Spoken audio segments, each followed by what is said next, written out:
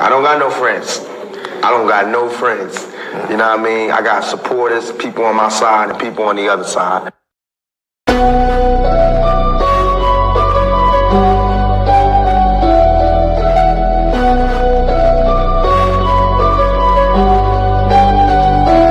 Welcome to the shift where the whole room glows. EMG vibes got the city on go. Stand on what you know, every mind gon' grow. If you black, I'm with you, let the whole world know. Paradigm light, yeah, we shine just right. Respect your view, even if we don't align right. We can disagree and still keep the love tight. EMG family, we elevate the mind right. This that channel that be talking back, energy attack. Iron sharp as iron, watch the whole league react. Competition in the building, better tighten up your facts. We ain't clones, but we still mirror how you crack under impact. Every debate will work out, spot a week, rap fast. You live wrong, paradigm shift, and break your stance. I'm the judge, the jury, the pen, the contrast. My bars hit always like a quadruple, buying to the shift where the whole room glow. EMG vibes got the city on go. Stand on what you know, every mind gon' grow. If you black, I'm with you, let the whole world know. Paradigm light, yeah, we shine just right. Respect your view, even if we don't all align right. We can disagree and still keep the love tight. EMG family, we elevate the mind right. We invite every mind, long as you stand on yours. Walking with respect, leave with open doors. Channel stay lit, views jumping off from boards. STL bounce, yeah, the spot from the source. Competitors, welcome, step up, don't fold. We don't fit pressure, we refine under load. Thoughts heavy, we press them till the truth get told. Shift so clean, it feel platinum, even willing to go. Come through correct, bring your logic and your proof. Speak your truth, just don't run from the truth. We debate with grace, that's the paradigm groove. Flow so smooth, even turbulence move. Welcome to the shift where the whole room go. EMG vibes got the city on go. Stand on what you know, every mind gon' grow. If you black, I'm with you, let the whole world know. Paradigm light, yeah, we shine just right. Respect your view, even if we don't align right. We can disagree and still keep the love tight. EMG family, we elevate the mind right. Where the home glow. DMG vibes got the city on go. Stand on what you know, every mind gon' go. If you black, I'm with you, let the whole world know. Paradigm light, yeah, we shine just right. Respect your view, even if we don't align right. We can disagree and still keep the love tight. DMG family, we elevate the mind right. Welcome to the shift. DMG vibes got the city on go. Welcome to the shift. Stand on what you know, every mind gon' grow. Welcome to the shift. If you black, I'm with you, black, I'm with you. Welcome to the shift. We can disagree and still keep the love tight. Welcome to the shift. EMG family, we elevate the mind right. Welcome to the shift. EMG vibe got the city on low. Walk with paradigm shift, keep it real for.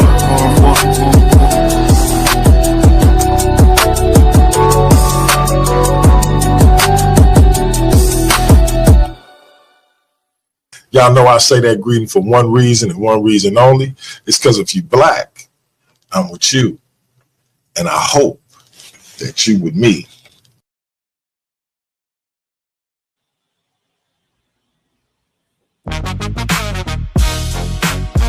Yeah. It's for the ones that smile in the group chat and switch faces in the back chat. Facts over narratives, truth over gossip, real over fake. You know who you are. Turn it up.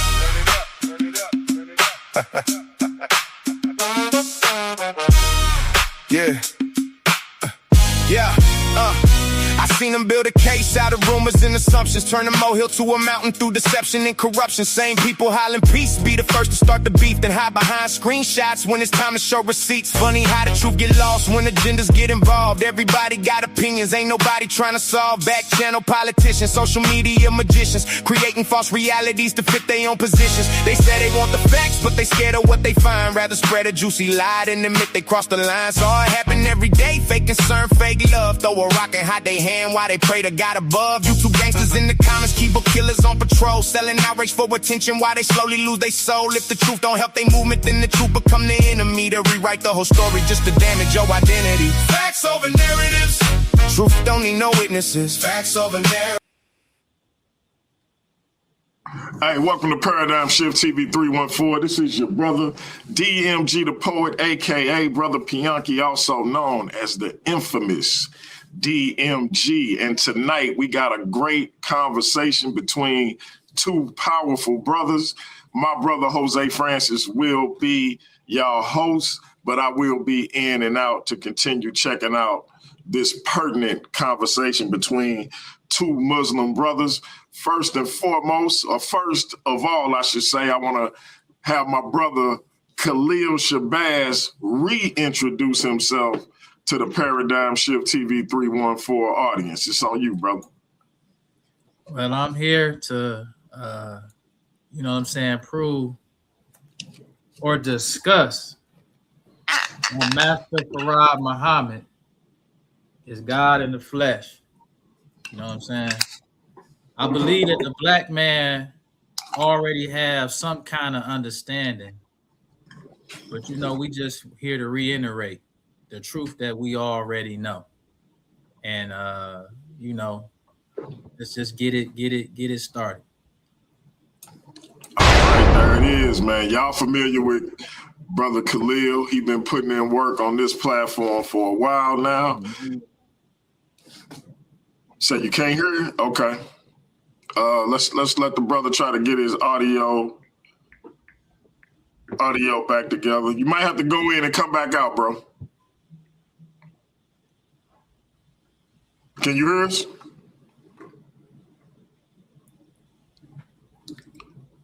Let me put it in the chat.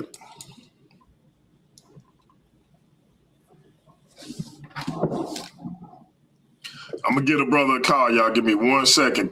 Jose, reintroduce yourself to the audience, brother. This is Brother Jose, you know, was the humble one, not so humble anymore. But I'm just here to, as my first, you know, job co-hosting, trying to do the best that I could do. You know, we moderate the debate between the two brothers. We know this is going to be a fire discussion. Because you know the brother Khalil Shabazz is coming with that FOI fire. Follow of Elijah Muhammad. Let's make that clear. Not Louis Farrakhan. So when you come in talking to the brother, know who you're talking to. My other brother Nathaniel Hughes. I don't know his particular group or his particular paradigm that he follows. So I think DMG is probably going to have to help me with that. I don't know what particular group he's a member of. If he's independent. What view he's coming from particularly, I don't know. He's a Muslim as well.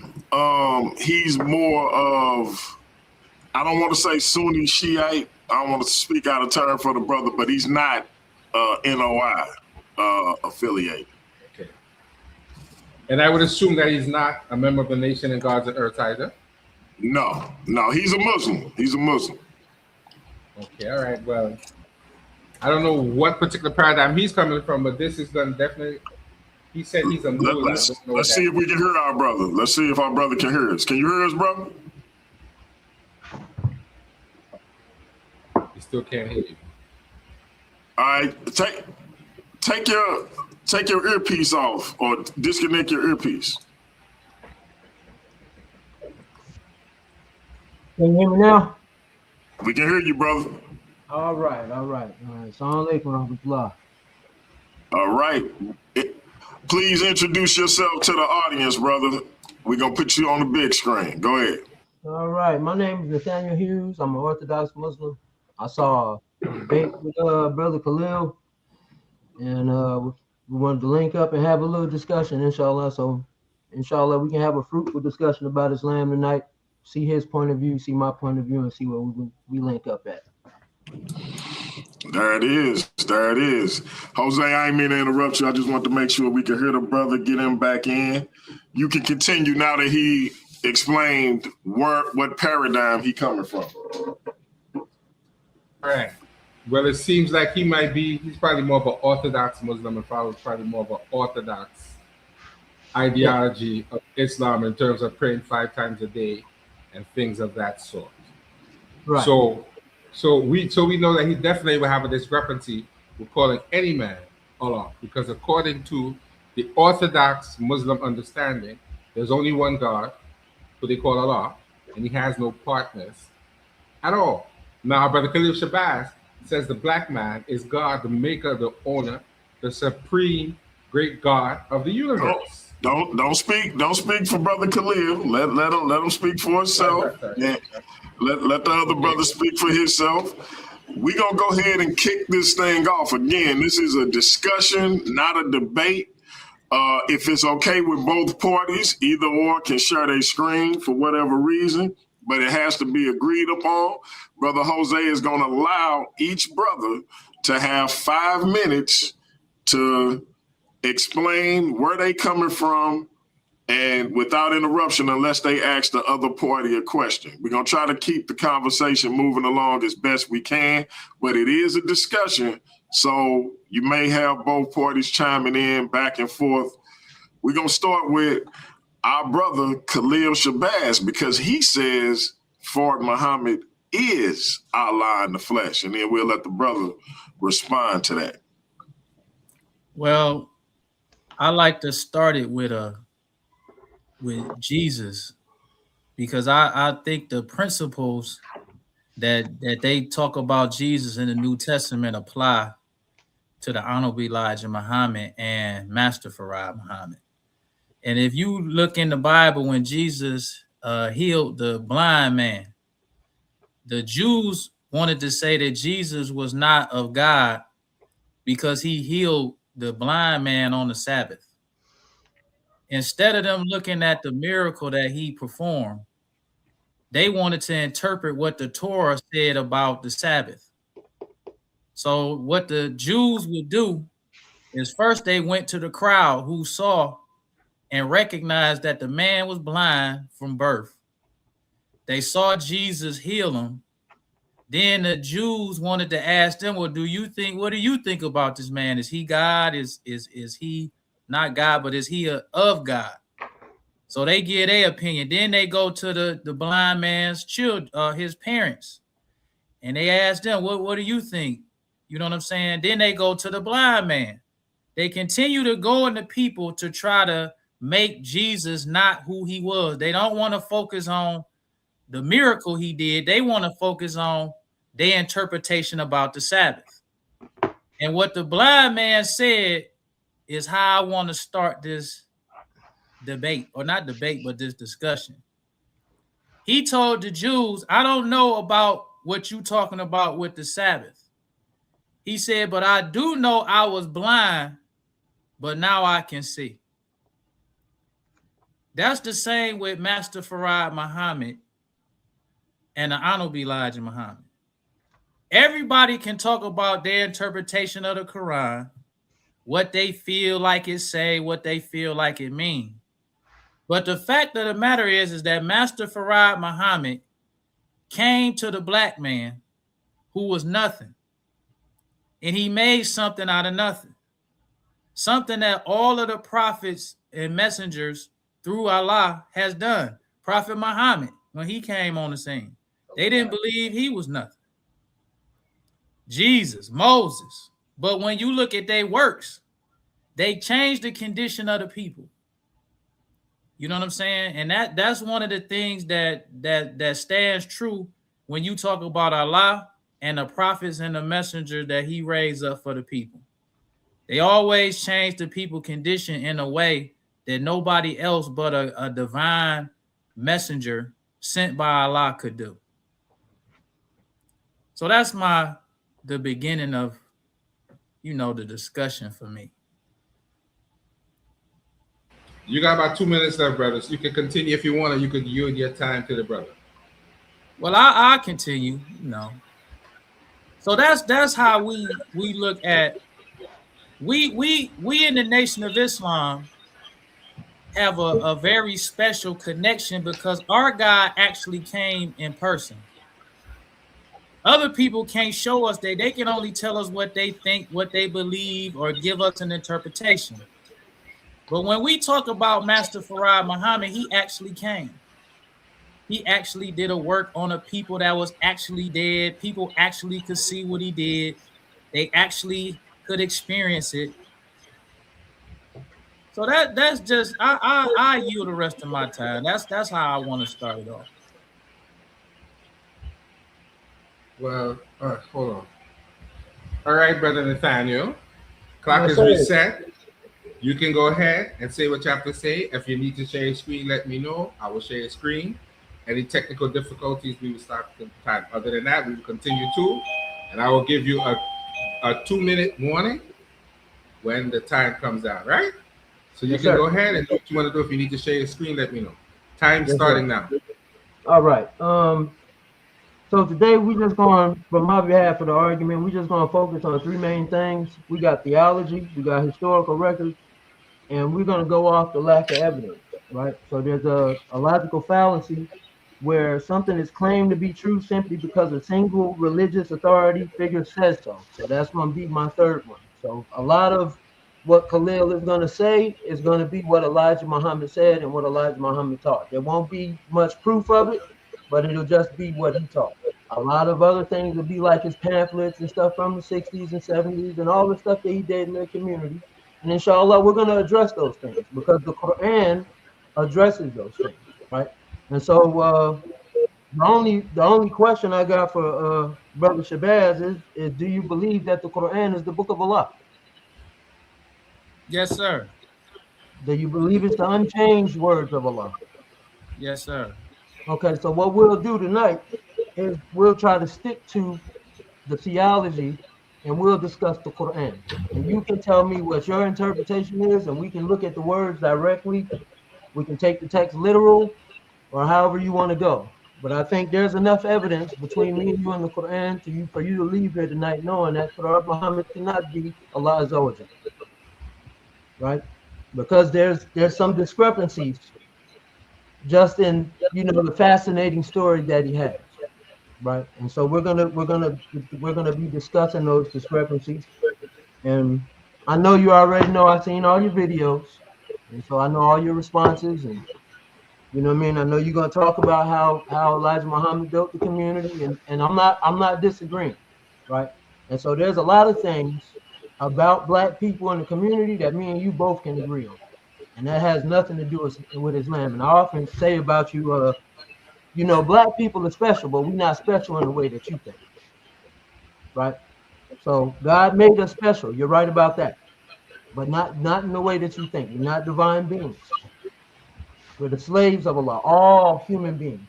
Whether you like them, you distrust them, and like I said, we have some agreements there on what people we can trust and what people we can't trust. But today's topic is going to be on the Quran, and we're going to see if Farad Muhammad cuts the mustard compared to what Allah Azza wa Jalla said in the Quran. The other question I want to ask is, did Farad Muhammad speak Arabic? Yes, sir. So how do you know he spoke Arabic? What evidence do we have? Do we have any writings or any teachings, any recordings? The Honorable Elijah Muhammad told everything we know about Master Farad Muhammad. We learned from the Honorable Elijah Muhammad. Okay, We don't have anything from him other than what the Honorable 2-minute mark, brother. 2-minute mark. 2-minute mark. Okay, so right there, when I was talking about the three topics that I'm gonna stay on, when I said the lack of evidence, one of them is going to be a logical fallacy where something is claimed to be true simply because a single religious figure said so. So Elijah Muhammad said it, and so Farad knows Arabic. Did Elijah Muhammad know Arabic? He knew some Arabic, but he wasn't an Arabic speaker. Also, he couldn't read the Quran in Arabic? Not that I know of. He never presented to us an Arabic Quran that he read to us in Arabic. So Okay, with the remainder of my time, I just want to let you know, brother Khalil, you know, I ain't got no hard feelings. And when I seen your video with Captain Tazariot, you know, I was rooting for you till you said Farad Muhammad had parents. And then that's when I made the comment that I made to you. So I'm not going to, like some of the other debates I saw you have. I'm not going to try to go to the historical records. I got them. I know you know them all like the back of your hand, right? And so I would prefer that Muhammad sallallahu alaihi wasallam not be slandered. And so the one that you have respect for, inshallah, I'm not going to slander him, inshallah. Okay. Okay. All right. I yield the rest of my time, brother. Okay. Okay, now, was there a discussion about how long the rounds were supposed to be and how many rounds they were supposed to be? No, I don't know. I came into this, you know, this is my first discussion, so okay. So here's what I think we can do. Jose, remember we said we're gonna try to let them each have 5 minutes, unless the other person let them talk, unless they're asked a question, and then they can chime in. If you want to let them freestyle back and forth, as long as they get equal time to illustrate their different points, it's cool. I don't mind if whatever he got, you know what I'm saying? Whatever these questions he got, whatever, he can ask me these questions and I don't care how it go. You know what I'm saying? Well, I wouldn't really call them questions. What I would prefer to do is we're going to look in the Quran and we're going to see exactly what the Quran says. Right? Okay. So the book of Allah, you know, and I know that the book of Allah is the words of Allah. That's what our paradigm is. That's what we believe, right? Okay. All right. And so here's what I think I'm going to do. I'm going to let brother Shabazz, I'm going to give him, we'll start tentatively with 3 10-minute rounds, and then we'll see where it goes from there.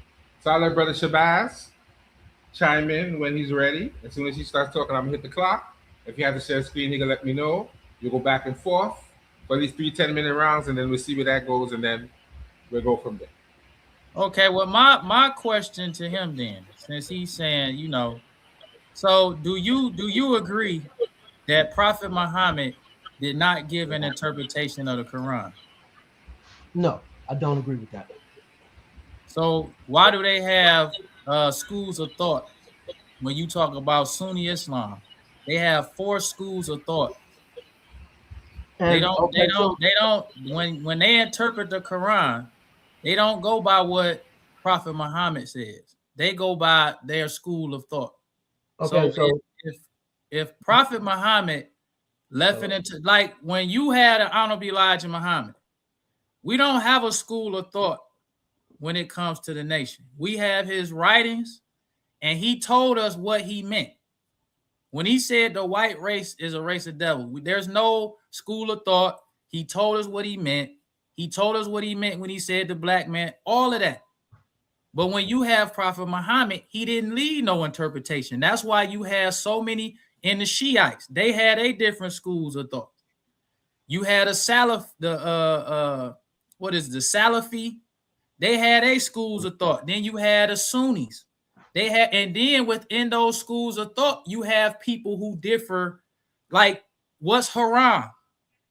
Certain people believe this is haram, certain people, because the interpretations is not like how you trying to act like, or you trying to present like the Quran says such and such, and that's not true. It's what the scholars interpret the Quran to say, and the people who follow those different schools of thought go along with what the scholar says. It's not a definite to say the Quran says this. That's not a fact. Okay, you ready? Yes, sir. Okay, so we have the Quran, right? So that's the good thing. We have the Quran. We can see what it says. As far as your point about different madhab and different scholars and different interpretation on hadith, that's one thing. But the core tenet of Islam, La ilaha illallah, Muhammadur Rasulullah, is the same across all of those different sects that you name. right? So none of them believe that a man can be Allah. So you mentioned them, and that's good. So we can get that on out the way, right? So we don't need to mention it's different madhab and it's different scholars and it's different hadith, and some hadith are weak. We're to make it simple. If we stick to the Quran, right? But So wait. You can share screen anytime, brother Shabazz. Anytime you want to. Oh, I thought with the discussions you didn't share your screen, so I didn't prepare any like. No. Since he's actually talking about the Quran, you can actually share your screen to pull up any Quran verse or any teaching that you would like to show him. It's not a problem. Yeah, all of that is acceptable at this point. I understand. I didn't prepare nothing like that. But what I want to say, real quick, stop his time or whoever time it was. So Jose, I said before we went live, in order for somebody to share a screen, both combatants or both participants would have to agree. So did y'all remember me saying that? Yes, sir. Yes, sir. So if both parties don't agree, we won't be doing no screen sharing. Now, if they agree to it, then it's fine. I mean, if he want to not have screen shares, that's fine. If he want to have them, that's fine. I can read the Quran here, and then Okay, no problem. So I don't think I don't think it'll be any dispute if he have a Quran there, he can read it and say exactly what it is. Okay, so me and him both know that all the Qur'ans say the same thing, right, brother Khalil?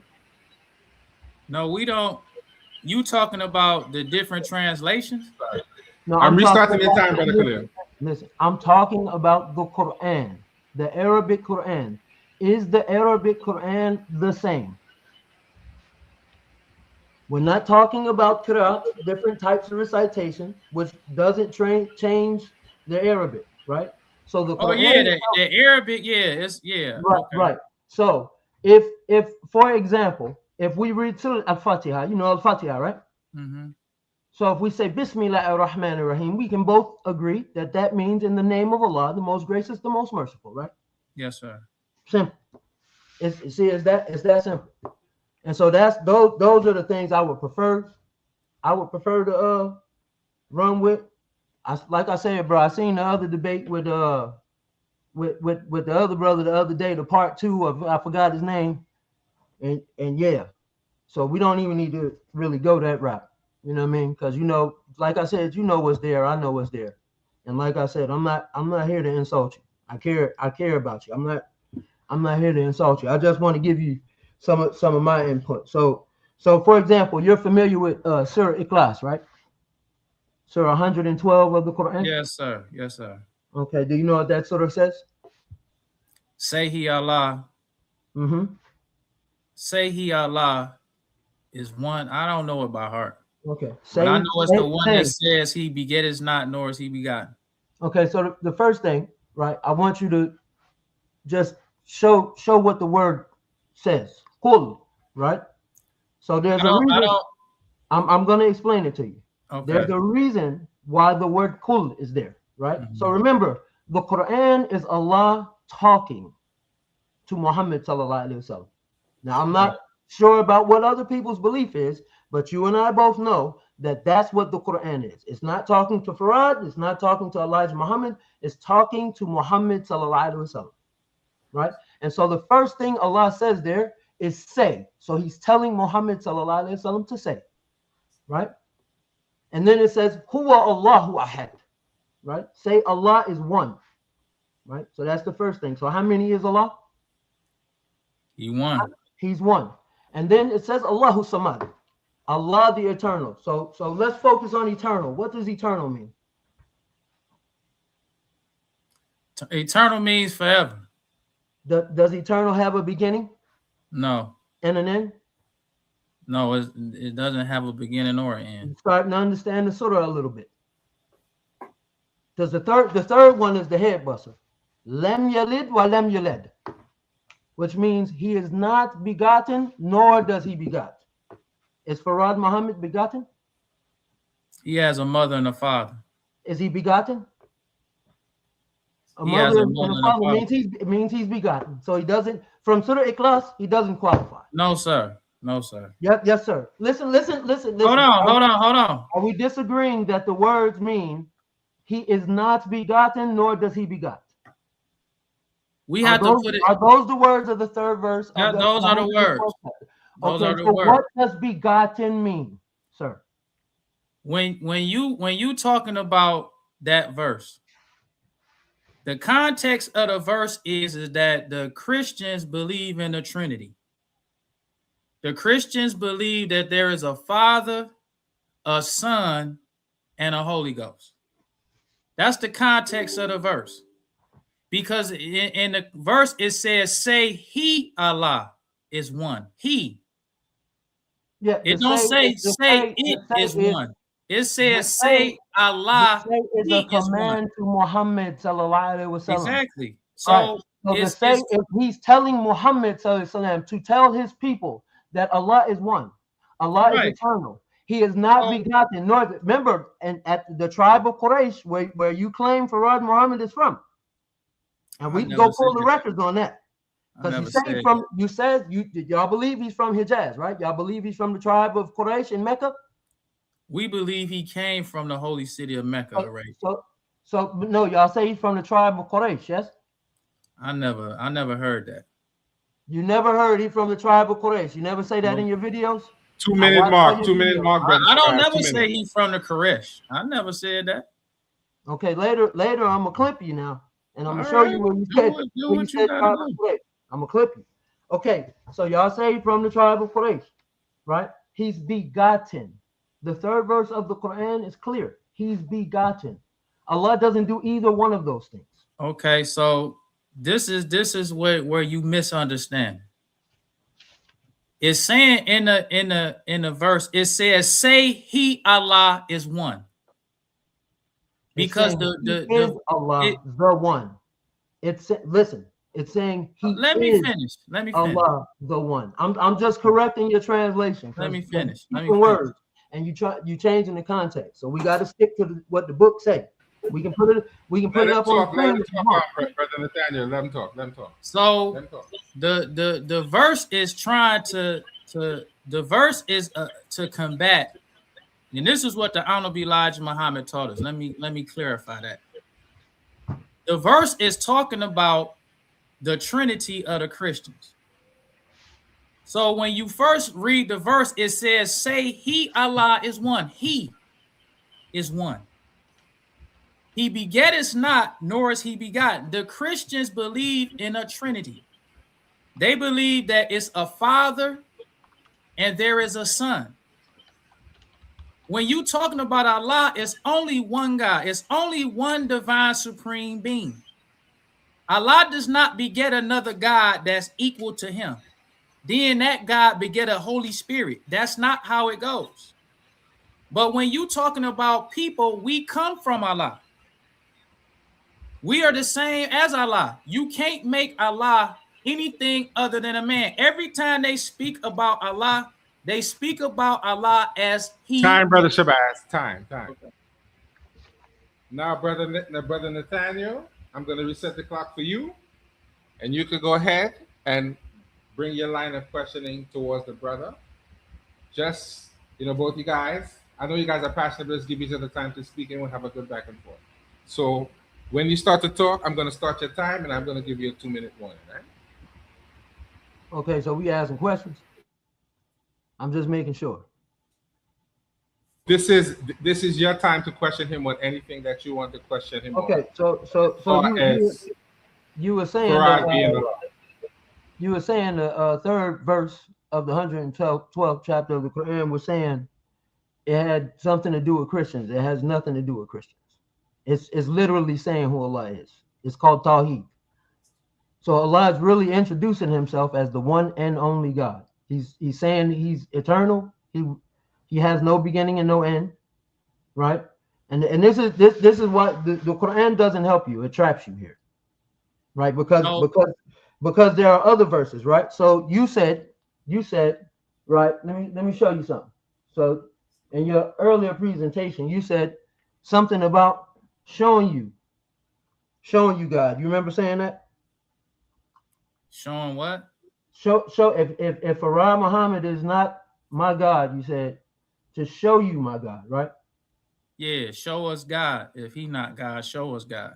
So okay, so I just want to show you. This is again, this is from the Quran Mm-hmm. in Surah 4, Ayah 153. And it says, this is what it says, and it's talking about Beni Israel. You know who Beni Israel is, right? The Jews. Mm-hmm. Right. And it says, the people of the scriptures asked you to bring down to them a book from the heaven. But they had asked Musa alayhi salam, they asked even for greater than that, and said, show us Allah outright. So the thunderbolt struck them for their wrongdoing. Now I'm gonna stop right there. What was their wrongdoing? They asking Moses to show them more than what Moses brought to them. Moses gave to them the law. That's what Allah did for the children of Israel. He raised up for them a prophet, and he gave the prophet the law. So that wasn't good enough for them. So they said that they wanted to. Okay, go ahead. I'm gonna read the verse again. All right. The people of the scriptures ask you to bring down to them a book from heaven. That they're talking, right? Mm-hmm. So this is saying they asked you to bring down a book from heaven, but they had asked of Moses even greater than that. So he's telling Muhammad, the people asked you to bring down a book from heaven, but they said that the people of the book. The people of the book, that's what they asked. He's saying the people of the scriptures asked you to bring down to them a book. The people of the scriptures that he's talking about are the Jews that are around him. Right. You understand? It's not some ancient people. They're the Jews that are around him. And then it says, but they had asked Moses. So Allah is telling Muhammad, they asked Moses for greater than this. And then it says, they asked him, show us Allah outright. So the thunderbolt struck them for their wrongdoing. Now, my question is, what is the wrongdoing? The wrongdoing is they wanted to see Allah. That was their wrongdoing.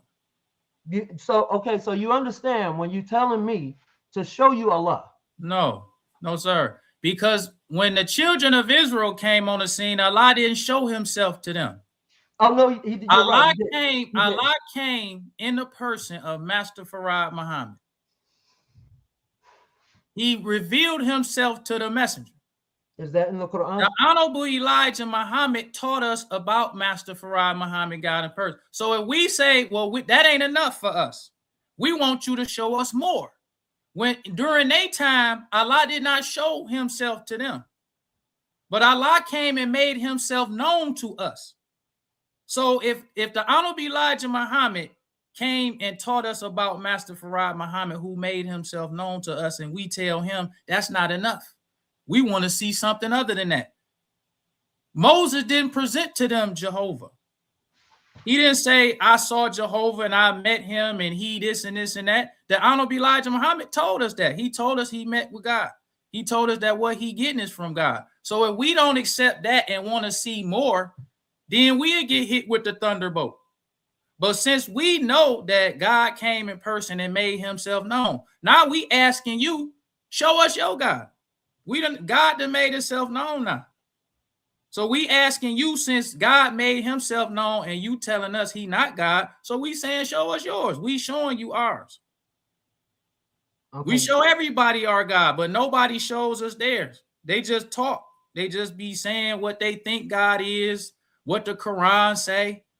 That's what you saying. Okay, so listen, I'm reading to you the book of Allah. I'm reading to you what the Quran says. I'm gonna read it. I'm gonna read it one more time. Okay. The people of the scripture ask you to bring down to them a book from heaven, from the heavens, right? The people of the scripture, right? All right, so remember, this is the context. The people of the scripture being talked about are the Jews around Muhammad sallallahu alaihi wasallam at the time. Okay. You understand?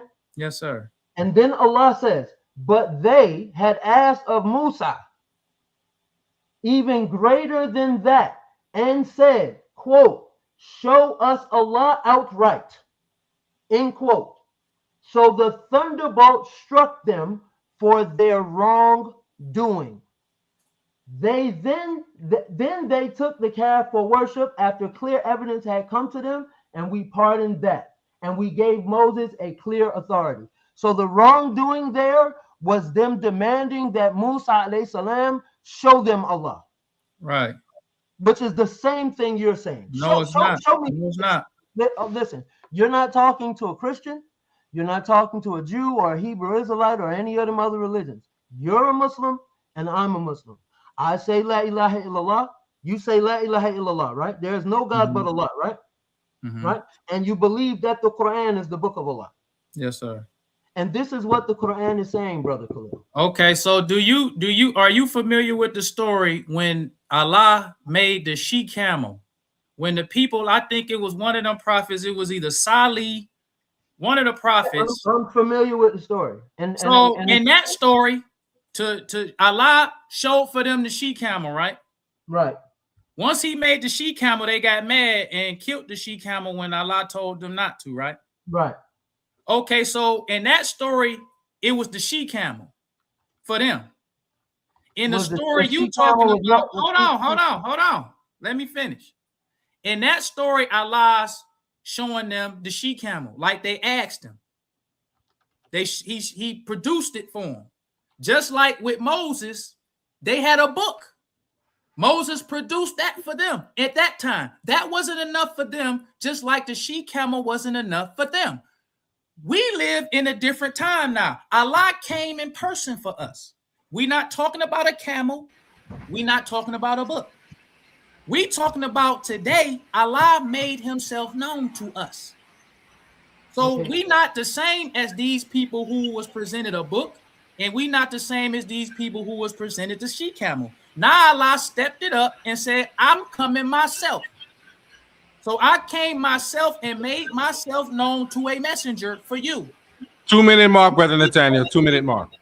Now we telling you that since Allah has come and made himself known to the messenger, and you telling us he not, just like with the book. They telling Moses it ain't the book. With the she camel, they getting mad about the she camel. So today Allah made himself known. So we telling you, since you don't believe that, show us your God. That's what we saying. We ain't the same as the people you reading about with the book with Moses, and we ain't the same as the people with the she camel. Allah made himself known to us. That's what we telling you. So we telling you now in this day, if you telling us that he not, then we saying show us your God. That's what we telling. Right, and so you're echoing the people. We not echoing. I just read to you what Beni Israel told Musa. Right. He said the same thing. Show us your God. They did not say the same. They was presented a book. Okay, so we want to read it again. It said. Well, listen, the wrongdoing was that they asked to be shown. Right, because their prophet gave them a book. Their prophet gave them a book from Allah. It doesn't have anything to do with their prophet just giving them a book. Okay. They're asking to see Allah, like you are. They asking for further proof. That's what they asked. They're not accepting the proof that they given, just like the people with the she camel did. Okay, but what happened? What happened when Musa alayhi salam asked to see Allah? What happened? Do you know the story of the Quran? He wasn't able to go to the promised land or something like that. No, that's a biblical story, and that's also something I want to point out. When you came with your opening statements, you went to the Bible. You didn't go to the Quran. Because the Bible is truth that's been tampered with. Because Muslims go to the Quran to the Bible. Let's unpack that. So we believe the Bible has been changed, right? Yes. Time, my brother. Time is up. So we see now it's kicking up a notch. It's getting a little hot in here. So I'm gonna go back. I'm gonna reset the time. Go back to my brother Shabazz. Then I think I might throw some questions in for the round after yours and make it kind of a wild card round and let you guys go back and forth for a little while. Do a little freestyle to kick it up a little now. So I'm gonna give you a little, free back and forth with no timer. So you guys can go back and forth a little bit to kick it up a little now. So this is your third structured round. So when you start talking, I'm gonna start the timer. So yeah, the Bible is truth mixed with falsehood. Okay. It's a fact that Allah revealed the Torah to Moses. That's a fact. Right. It's a fact that Allah revealed the Gospels to Jesus. And it's also a fact. The Gospels or the Gospel? The Gospel. Let's clarify. It's one Gospel, right? Yes. The Injil, right? Yes, sir. Okay, sure. And it's also true that Allah revealed the Quran to Prophet Muhammad. The Honorable Elijah Muhammad's job was to teach us the Quran, the Torah, and the Gospels. His job was not, we're not in the East and we're not from the East. The Muslims in the East was not robbed of a knowledge itself. That's what a lot of the Black Orthodox Muslims need to understand. So the black man in America. I want to ask one question. Hold on. The black man in America has a unique problem. And Master Farad Muhammad came to solve, or he didn't come to solve the Arabs' problem. Their problem was solved with Muhammad. He didn't come to solve the Jews' problem. Their problem was solved with Moses. He came to solve our problem. So when he came to solve our problem was we was robbed of our knowledge itself, and we was taught the Bible. We wasn't taught the Quran. So when the Honorable Elijah Muhammad taught us, he taught us from the Holy Quran and the Bible. Muslims also use the Bible. They use the Bible when they want to say Muhammad is in the Bible. They use them verses. It's cool for them to try to show you where Muhammad is in the Bible. That's cool. But when we use the Bible as Muslims in the nation, that's when we get criticized like, oh, well, yeah, we use the Bible. Because it's a fact, just like how you use the Orthodox Muslims use the Bible to prove their points. The Honorable Elijah Muhammad used the Bible also because we was robbed, and the Honorable Elijah Muhammad taught us that the Bible is our graveyard. We was misled with the Bible. So yes, I quote, I use the Bible in my beginning, just like Muslims do. But back to what you were trying to say with the children of Israel. At that time, when Allah came to Moses, he gave them a book. Plus, he led them from Pharaoh. He was doing a lot of things for them that they should have accepted Allah and what he was doing for them at that time. They didn't accept none of that. So they was asking for more proof. We're not asking Allah for more proof. Allah came and made himself known. We not the same as if Allah did not make himself known to us, and the Honorable Elijah Muhammad just came with teachings, and then we told him we want to see Allah. That's when we going too far. But if Allah made himself known to us, and we telling you, if you don't think that that's Allah, show us. We ain't the same as the children, because the children of Israel asking to see Allah. We not asking to see him. We know who he is. So we asking you. We're not asking you to show us Allah. We asking you to show us your God. That's what we saying to you.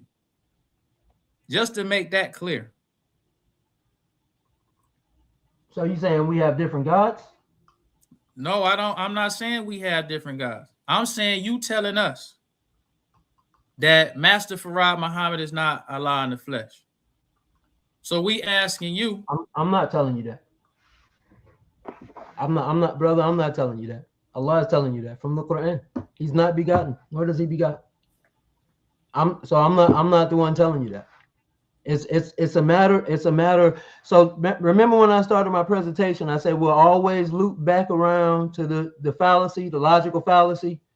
All of your information about the Quran comes from where? The Honorable Elijah Muhammad. Now, here's the problem. Mm-hmm. So we have the Quran, right? Right. How many Black Muslims can speak Arabic today? A lot. So what's the holdup, brother? Because Allah raises up. Do you agree that the Holy Quran says Allah raises up messengers? Don't to use speak that the verse. language. Hold on. Let me finish. I already know where you're going, and don't do it. Hold on. Let me finish. To speak the language of the people, so that they would get his messages clear. Do you agree with that? Yes. in the context of Muhammad sallallahu alaihi wasallam. Right. So That verse is talking about Muhammad talking to the people of Quraysh. So that's nothing to do with Elijah Muhammad, who didn't speak Arabic at all. He couldn't teach you Arabic. Do you agree that it's people who don't speak Arabic that had a messenger? Yeah, that came before Rasulullah sallallahu alaihi wasallam. Yes. Okay. So if the Honorable Elijah Muhammad don't speak Arabic and we don't speak Arabic, do you agree that Allah can give us his messages without us knowing how to speak Arabic? No, because Allah already gave you his message with the Prophet Muhammad sallallahu alaihi wasallam. If we in America, we don't speak Arabic. Before the Honorable Elijah Muhammad came to us, or before Master Farad Muhammad came to us, what Arab Muslim was teaching black people that the Quran say we not supposed to eat pork? Okay, so Brother Khalil, I'm gonna teach you a little bit of some Islamic history about the Orthodox Muslim that I never hear you talk about, and I never hear Elijah Muhammad talk about, and none of his teachings. I studied him too, and I just want to let you know that 15 to 30% of the slaves brought here were Orthodox Muslims. You're aware of that, right? I'm asking you. It's a question. It's a yes or no question. Yeah, I know that. So allow me to answer.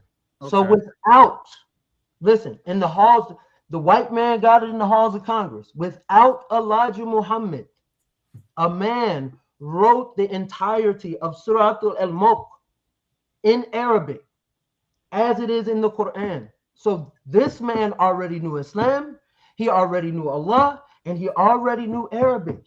Listen, Elijah Muhammad could not write Surah Al-Mulk, and you claim he's the messenger of God. So and his message is supposed to come out of the Quran, but he's teaching you the Bible. This person that you talking about was kidnapped from Africa. So of course he would be, if he was a Muslim and he was kidnapped from Africa and he came to America, of course he could write the surah. We talking about a people who was here for 400 years and robbed people who Jenkins, Jackson, Jones, Smith, and Culpeper, people who hog eaters, people who hate black. We talking about them. We not talking about people who you was kidnapped from Africa and when you get to America, you can write a surah. We talking about the people who was robbed of a knowledge itself. Them people. When them people was here, hold on. Let me finish. When them people was here, 2 minutes, Brother Khalil. 2 minutes, Brother Khalil. When them people was here in the 30s and they was hog eaters, they were Jenkins, Jackson, Jones, and Culpeper, and 400 years then passed. Them Orthodox Muslims that was over here that you talking about know all this Arabic. When did they come to the black man and tell them that the Quran say we not supposed, and we just choosing one law? When did they do that? Show us the one who did that. Since Brother Khalil, the nation, black people was coming back together before the Nation of Islam. Okay, tell us who told us not to eat. What Orthodox Muslim? Okay, so hold on. Are you familiar with a place called Black Wall Street? What year was that? What Orthodox Muslim told us not to eat hog? Who stood up to the white man and told them to stop lynching us, stop castrating us? Or did they come over here and simulate? Or did they come over here and simulate? There were Orthodox Muslim civil rights attorneys. An Orthodox Muslim sued the prison, and the reason why Nation of Islam Muslims were able to get kufis and Qurans is because an Orthodox Muslim sued and won against the Supreme Court to give them that. Who? What's his name? What's his name? Brother. What's his name? Everybody come up with this stuff talking about. I'm gonna listen, Brother Khalil. Because there's something about you, bro, I really do like. I promise you it is. I watch all your videos. I'm hooked on them. It's a zeal about you, and it just seems like you. I know you believe what you're saying. But I know if you read for yourself. I'm going to show you. So you want to know the brother that won a Supreme Court case, right? That was he the reason why we have Qurans and stuff in the Because he sued for rights to freedom of religion. It went all the way to the Supreme Court, and the Orthodox Muslim brother won. Time, brother Khalil. Time, brother Khalil. So what we're gonna do now, I'm gonna ask some questions. We're gonna try and kick up the tempo just a little bit in here, right? So here is a question that I want to ask. As Muslims, is it against the Prophet Muhammad to deal with Jews and Christians as your brothers? Is that something that the Prophet Muhammad said you should not do? He said, "Don't take Jews and Christians for friends." But brother Nathaniel, could you answer that question? Okay, repeat you agree the with question. it? Repeat the question. Was it something against the Prophet Muhammad to have Jews and Christians as your friends and to deal with them? No, the Prophet Muhammad ﷺ had a Jewish wife. Matter of fact, it depends, right? So you had some beef there in Medina with the Jews of Qurayba, and some betrayals and some violations of treaties, and right that we can go into. I'm a little familiar with the Sirah of Rasulullah sallallahu alaihi wasallam as well. You know what I mean? So like there again, brother Khalil, like I advise, like like the history of Islam is, you're saying I get what you're saying on one hand about black people, but there's a lot of history there that we just it's a But gap. this is the thing, brother Jose. This how the Orthodox Muslims do, right? When you go to the Quran, because the Orthodox Muslims don't teach Quran to the white man. The only purpose for Orthodox Muslims in America is to speak against the Nation of Islam. That's the only reason why the Immigration Acts was rewritten in 1965, was for the Orthodox Muslim. All that you see America do that's against the Quran, Orthodox Muslims say nothing. The whole time Muslims have been in America, they was lynching black people, they was castrating us, bombing our Orthodox Muslims never interfered. But as soon as Orthodox Muslims see that it's a black man in America who proud of Islam, they was ashamed of it. Orthodox Muslims would come to America, their name would be Muhammad, and they would change it to Mo. Most of the gas stations and liquor stores we have in our black community is the Muslims got. These is Muslim who have these liquor stores. Do these black Sunnis talk against them? No, they say nothing. They don't go in there and be telling them what the Quran say, and this is what their only purpose is to come here because the Honorable Elijah Muhammad raised up the black man. He cleaned us up. He taught us how to own our own business, love ourselves, all that. They don't like that. So to keep us from doing that, all the Orthodox Muslims do is tell us how Master Farad Muhammad, he wasn't Allah. They don't go and tell them Orthodox Muslims who commit all kind of things against the Quran. They don't say nothing to them. Okay. Just like let brother Nathaniel respond. Yeah. Okay, so you brought up the immigration. You brought up the immigration. It's the Hart-Celler Act, right? That's what you're talking about? The immigration bill in 1960? 65. Yeah. So you know a man named Adam Clayton Powell Jr.? Yes, sir. Is he black? Yes, sir. He supported the Hart-Celler Act, right? You know a man named Roy Wilkins? The NAACP? Yeah, he's also black. He supported the bill. You know a man named Dr. Martin Luther King? Mm-hmm. He's also black. He supported the bill. The reason for the bill was the Cold War, the civil rights momentum. Those were the two things. So after the Cold War, and we had a space race going on, right? And so those two things were going on. So they brought in more people from other areas. Now I'll agree. Where did they specifically? Listen, I'll agree with you that in black neighborhoods, Arabs and Asians and all other kind of people come in our neighborhoods and take advantage of our neighborhoods. But we got to shop at them stores, bro. So we in 2026 today. And what I'll say, my message to the black man is in order for those liquor stores and those pork and those lottery ticket sellers to be relevant in our community, they got to have our black dollars. But the Honorable Elijah Muhammad, he set up business. We had businesses. We had black unity. We had black love before them Arabs came. I'm not even going to try to take that away from you. So I'm just saying it's not divine. The bedrock of the black movement was the black church. Are they more divine now than Elijah Muhammad? They had banks, they had schools, right? They had segregated banks. They had segregated schools. They were still teaching little black Sambo in them schools. Listen, they were still eating hog in them schools. Listen, they were still Jenkins, Jackson, Jones. Was the black church? Was the black church the bedrock of the black movement? No, they was not. No, they was not the bedrock. No, they was not. Black Wall Street was the boycotts and all that didn't happen with the black church, brother.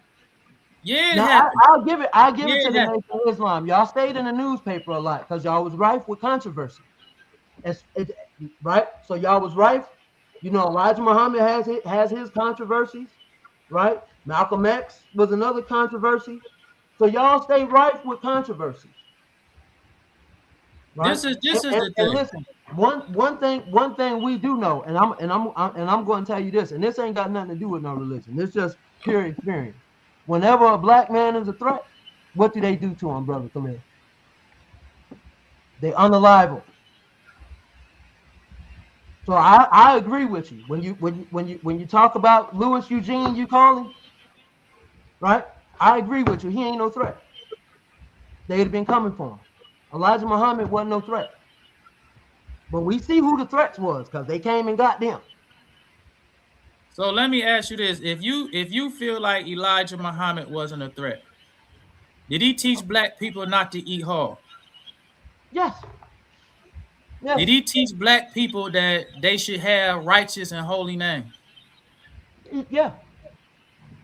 Did he teach black people? Did he teach black people to love themselves? Did he teach black people to love themselves?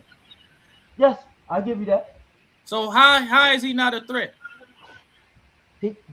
Listen, Elijah Muhammad was working according to some files. Who was he working with, brother Khalil? What you mean? Who was he working with? So you know we remember I got the three categories. I got theology, I got you on history, and I got you on the lack of evidence. So all you can tell me is what Elijah Muhammad did and told you from that one source, and I got different sources. Right? So one of them sources say that Elijah Muhammad was about to work with some white supremacists, wasn't he? Elijah Muhammad was going to buy land. The meeting, listen, did the meeting take place? Did the meeting take place with the same people? If the Ku Klux Klan, hold on, let me finish. Did the meeting take place with the same white devils that was hanging from them poplar trees, hanging niggas from poplar trees? Yes, it was. You can see the problem, right? No. You don't see the problem with us working with the same people that were stringing us up from trees? All white people was participating. If he would have bought the land from a Christian preacher, it's the Christian Knights of the Ku Klux Klan. They preachers, they Christians, the police, the judges, everybody was participating in black. So if they own land, if the Ku Klux Klan own land on a farm, it's black people in the cities that's starving. So if I go to them and say, I got money and I want to buy your farm, or I want to buy this land to build a farm so I can feed black, how that's working with them? If they own the land, who he gonna buy it from? Listen, brother Khalil. If the farmland is owned by the Ku Klux Klan, and I have money to say, look, I'll buy this land from you. How is that working with you? Listen, brother Khalil, I'm gonna tell you how that falls flat. Because your man Elijah Muhammad said he had $15 billion in gold to build the mother plane. Remember that? 15 billion. And listen, hold on, let me finish. And this spaceship runs off of hydrogen and oxygen, right?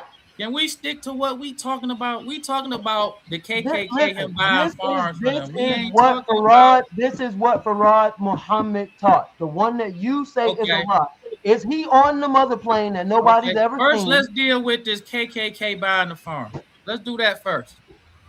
So if Come the on, Honorable bro. Elijah Muhammad bought Let him. farmland, Hold on. Let him. Brother Nathaniel, let him deal with the Ku Klux Klan statement. When he's done with that, then we can get into the mother plane. I'm gonna let him go. We're gonna Let ask him go about ahead. this mother plane, though, brother. So 15 if- million? Go ahead, Brother That's all out Shabazz. there selling Go ahead, Brother newspapers. Shabazz. Go ahead, Brother Shabazz. so Finish if the addressing that, and then Honorable when you Elijah turn, we'll get into Muhammad, it. if he bought land, because people, and this is another thing, y'all try so hard to make the Honorable Elijah Muhammad not what he was. If he buying land, he told us that all of them is the same. So if he was to buy it from a Ku Klux Klan member or he bought it from the Pope, it's the same. He didn't say that any was different. He said they the same. So if he bought it from the Pope or the Ku, what difference do it make? So how can you say, I don't understand. Like, how can you say that just because the Honorable Elijah Muhammad bought farmland from the Ku Klux Klan that he working with them? How is that working with him? He bought land from him, So who was he supposed to buy it from? not the Klan, not the terrorist organization at the same white devils, which brings up a whole nother point. Wasn't Farad's mama a white devil? Let's stick to the Ku Klux Klan. We could No, talk but about listen, anything. the debate we can talk is about the anything debate you want is to talk about. about. The debate is about Farad Muhammad. Is Exactly. he Allah in the flesh? Exactly. Now, one of your core tenets of belief that Farad taught you was that you can't mix with a white woman, right? So you don't want to deal with the Ku Klux Klan and the farm, I see. Listen, Because you know how you because sound by I'm saying done that. with It that. don't make sense. I proved what I already needed to prove. Elijah Muhammad, all these other black groups didn't work with the Klan, but Elijah Muhammad did. Other black groups wasn't buying land. Listen, we just Other said black groups was trying to unite and where you turn think the all other these groups with them. HBCUs What are and you talking schools about? came from?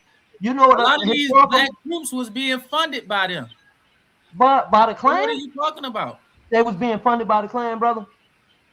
They was trying to unite with them. I'm They gonna was make trying to you unite with them. I'm gonna make you put your money where your mouth is. You're gonna have to show me that. So the NAACP wasn't being funded by white supremacists and white people. You listen, I don't know of it. You The have to Urban show me. League. You have Dr. to King, bring it's like, evidence. come on, man. Listen, brother. I have evidence that Elijah Muhammad worked with the Klan. I don't have evidence. He bought land from them. Right, so he had to go do a deal with them. This All is right. one of the reasons why Malcolm X Okay, wanted to break up with the nation. Okay, He Brother was Nathaniel. protected, he said, by going to the Klan. Brother Nathaniel, Brother Shabazz. We're now going to move on from the Klan, and you're going to have to address, as well as Brother Nathaniel, the tenets of both of you guys' faith. So I'm going to start with you, and I want you to question him about his faith and his belief, and then he can in turn do the same to you. So you go ahead out, Brother Shabazz, and ask him anything you want to ask him about his faith and his belief. And then I will stop him at a certain point, and I will let him do the same thing. This is my question.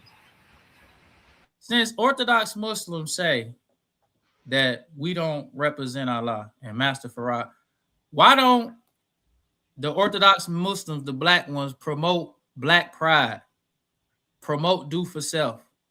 Why they don't go out in the communities and have their focus on the black man to better his condition like Arabs do, like people from Pakistan do, all other communities that's Muslims only focus on their people and the well-being of their people. The only time Muslims focused on the well-being of black people was when the Honorable Elijah Muhammad and the Nation of Islam was popular. When you look at black Orthodox Muslims, nowhere in your belief system has anything to do with the betterment of black people. Y'all will watch other groups come into our community and exploit us. Y'all say nothing. Y'all not about cleaning up the black man. None of that stuff is why is it in Orthodox Islam the concern for the black? Why was the concern for if Master Farad Muhammad ain't God? Why did he teach us to be concerned? Our Islam was concerned for our people. But in Orthodox Islam, y'all concerned, and y'all the only group. Every other people do it, but y'all. Why is that? So you're asking why Orthodox Muslims disagree? No, the black Orthodox Muslims who say that we not Muslims. No, why no, are y'all listen. So let me get one thing straight for you right now. If you notice, I salam you, right? Right. So a good way for you to tell if I think you're a Muslim or not is I'll say to you, Assalamu alaikum wa rahmatullah. The first thing I did when I saw you on it was what? Gave me the greetings. So what does that mean to you? I gave you, listen, that's your right over me. And my right over you is that you say wa alaikum salam wa rahmatullahi wa barakatuh. Right? And if you don't know how to say all that, you just say wa alaikum salam. You understand? These are the teachings of Rasulullah sallallahu alaihi wasallam. That is my right over you, and that is your right over me. So the fact that I gave you salam is, I don't think you're not a Muslim. I just disagree that you're worshiping a man. Okay, so And my question, I would prefer for you, my brother, is to worship Allah and Allah alone, as the Quran instructs you. Right. So my question to you. Hold on, I'm answering. Okay. Your pride for black people is wonderful, but we must not let our pride for being black fall into the levels of jahiliyyah. Do you know what jahiliyyah is? What the Arabic word is? No. So there used to be a man during the time of the Prophet Muhammad sallallahu alaihi wasallam. His name, they called him Abu Jahl, the father of ignorance. So Jahl is ignorance. So we don't need to let our blackness take us into the level of ignorance where we're denying the book of Allah now. So my question is, why is it that Orthodox Muslims, all the Muslims that you all like in Dearborn, it's more Arab Muslims in Detroit than anywhere outside of the Muslim world. They here thick. Black Sunnis tell us we not Muslims. Elijah Muhammad, he wasn't a true Muslim. When you go to Dearborn, you don't have no black restaurants there. You don't have black nothing in Dearborn. They practice nationalism. They practice all that Arab love, all that. The same thing that Elijah Muhammad taught us, they practicing that in Dearborn, Michigan. Okay, so when you have hold on. When you have black Sunnis, they will tell us that there's no nationalism in Islam. We all the same. That stuff only applied when you come to the black community. Arabs have the same Arabs who won't let you have a store in Dearborn. Got a liquor store in Detroit. Okay. All of the liquor stores and gas stations in Detroit that sell lottery tickets, all of that, it's them same Muslims that you talking about. They serve the real God. But then they take that money that they making off of black people, then go back to Dearborn, where it's all Arabs. They got their own mosque, all of that. Everything that Elijah Muhammad taught us, they practicing it. But we not Muslims. So why don't the black Sunnis, why don't they practice do for self, black love? Just like other Muslims, when you got the Pakistanis, they go to Hamtramck, same thing. Everybody practice what the Honorable Elijah Muhammad taught us, but y'all tell us we not Muslims. When we see the Orthodox black Sunnis, they don't be promoting owning businesses, black love, let's clean up the black man, we should love each other, we should unite, none of that. So why is it in Sunni Islam, since we not Muslims in the nation, why do all other Muslims practice what the Honorable Elijah Muhammad taught us but y'all? And why do they have more race pride in their thing than y'all have in y'all? That's my question. Okay. Okay. Hold on. After he answers this question, I'm gonna let him go in on you and your teachings and let you answer him. And then probably at the hour and a half mark, I'm gonna open up the lines and let people in to do some questioning, right? So once he answers this, I'm gonna let him go, come back at you, and then probably at the hour and a half mark, I'm gonna let people in so they can question you, right? Okay. So go ahead and answer Brother Nathaniel, and then as soon as you finish answering, you can go directly in on him once you finish Okay, answering that question. So you asked why Black Orthodox Muslims don't consider you a Muslim? No, I'm saying why don't they practice black love, owning businesses like all other Muslims do? With the Nation of Islam. And you No, mentioned within the black community. We're not even talking about with the nation. I'm within talking the black, about the same way these Arab people and all of these foreign people come to America and have their own cities and communities with their own businesses, and they got their own mosques, they got their own economics. Why don't the Sunni blacks do that? Hold on, because I don't want you to eat up my time with the ramble. So, okay, I'm not from another country. I'm from New Jersey, right? And I'm just as black as you is. I'm a little bit darker than you, right? And so I can't speak for a general statement for all the Sunni Muslims, right? And so I'm telling you, I don't consider you not Muslim until I witness and speak to you for myself, right? And so that's why I gave you the salams, and I'll continue to be cordial because I believe you are my brother. I just think you're a little misguided. So you asked about Orthodox. You said something about Orthodox Muslims not calling us Muslims. Like I said, as far as your other question, brother, I can't speak to what the Orthodox Muslims do in the other stores, and you know what I mean. I know there's places in Detroit they cleaned up. So the Arab Muslims, and there's black Muslims among them that clean up. And I can only tell you my experience of dealing with Arab Muslims or Muslims from abroad, and I don't have the same experience as you. Okay, so I don't have the same, and I'm proud to be black, and I'm proud of our history, right? And like I told you, and I still mean that. I agree with some of the things that you say, but now you mentioned this trifle between the Orthodox Muslims and the Nation of Islam, right? So we have a difference in agreement of our belief system, right? So I want you to notice that, and you know I watch the videos, right? So it's like Louis Eugene. Is that his name, Louis Eugene? That's his birth name. Well, I'm saying what you call him. Yeah. That's what you call him, Louis Eugene, right? Mm-hmm. And so y'all got a difference of belief. Mm-hmm. All right. So now is the time, Brother Nathaniel, you could go in on him and question his system and ask questions about that. And then about the hour and a half mark, I'm going to open up the lines and let other people come in and question, right? So okay. Now's the time you get to go in on him. I'm just going to finish this up because I think it's important. So y'all, you got a difference. You got a difference of belief with Louis Eugene, right? Yes, sir. And it's a difference in belief system, right? So he switched his belief and stopped saying something that you disagree with. And so is he welcome to come in your temple according to your videos? No, sir. So you understand what the right is? So my disagreement with you is over belief. You understand what I'm saying? Mm-hmm. The Orthodox Muslim disagree with the Nation of Islam Muslim over belief.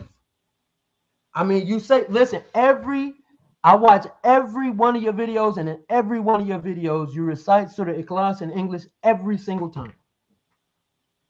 And I wonder to myself, why does he keep saying he does not begot, nor is he begotten? And you even sing it in English, which, if you want, I can show you how to recite it in Arabic. It's much more beautiful in Arabic, right? And so my point with that is you have a difference of opinion. Louis Eugene ain't welcome in the temple there, is it? And so until we start having conversations like this, well, we can break down the Quran, we can break down your Aqidah, what you believe in, your fiqh, right? And what we agree and disagree on.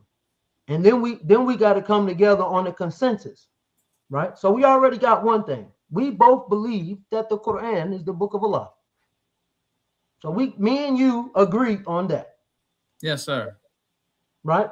And so I know that if you read the Quran more, which is nothing wrong with breaking away from what Elijah Muhammad taught you, because he taught you to read the Quran.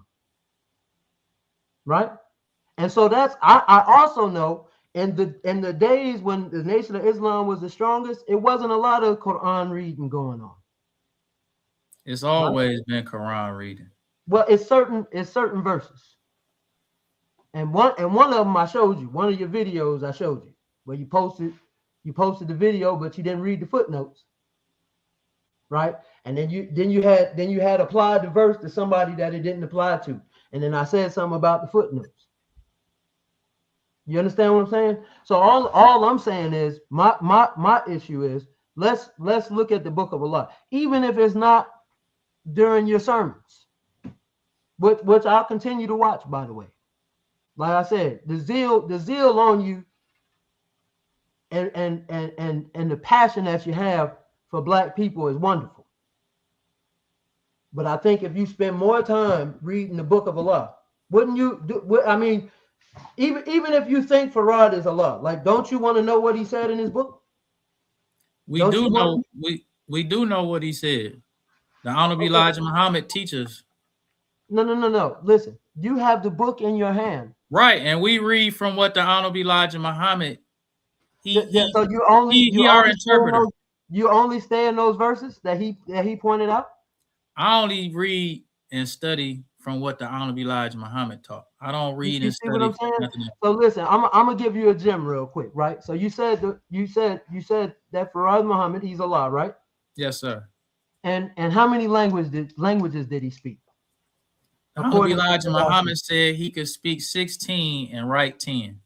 Okay, so Surah 55 of the Quran says that Allah taught eloquent speech to all mankind. How many languages do you think that is?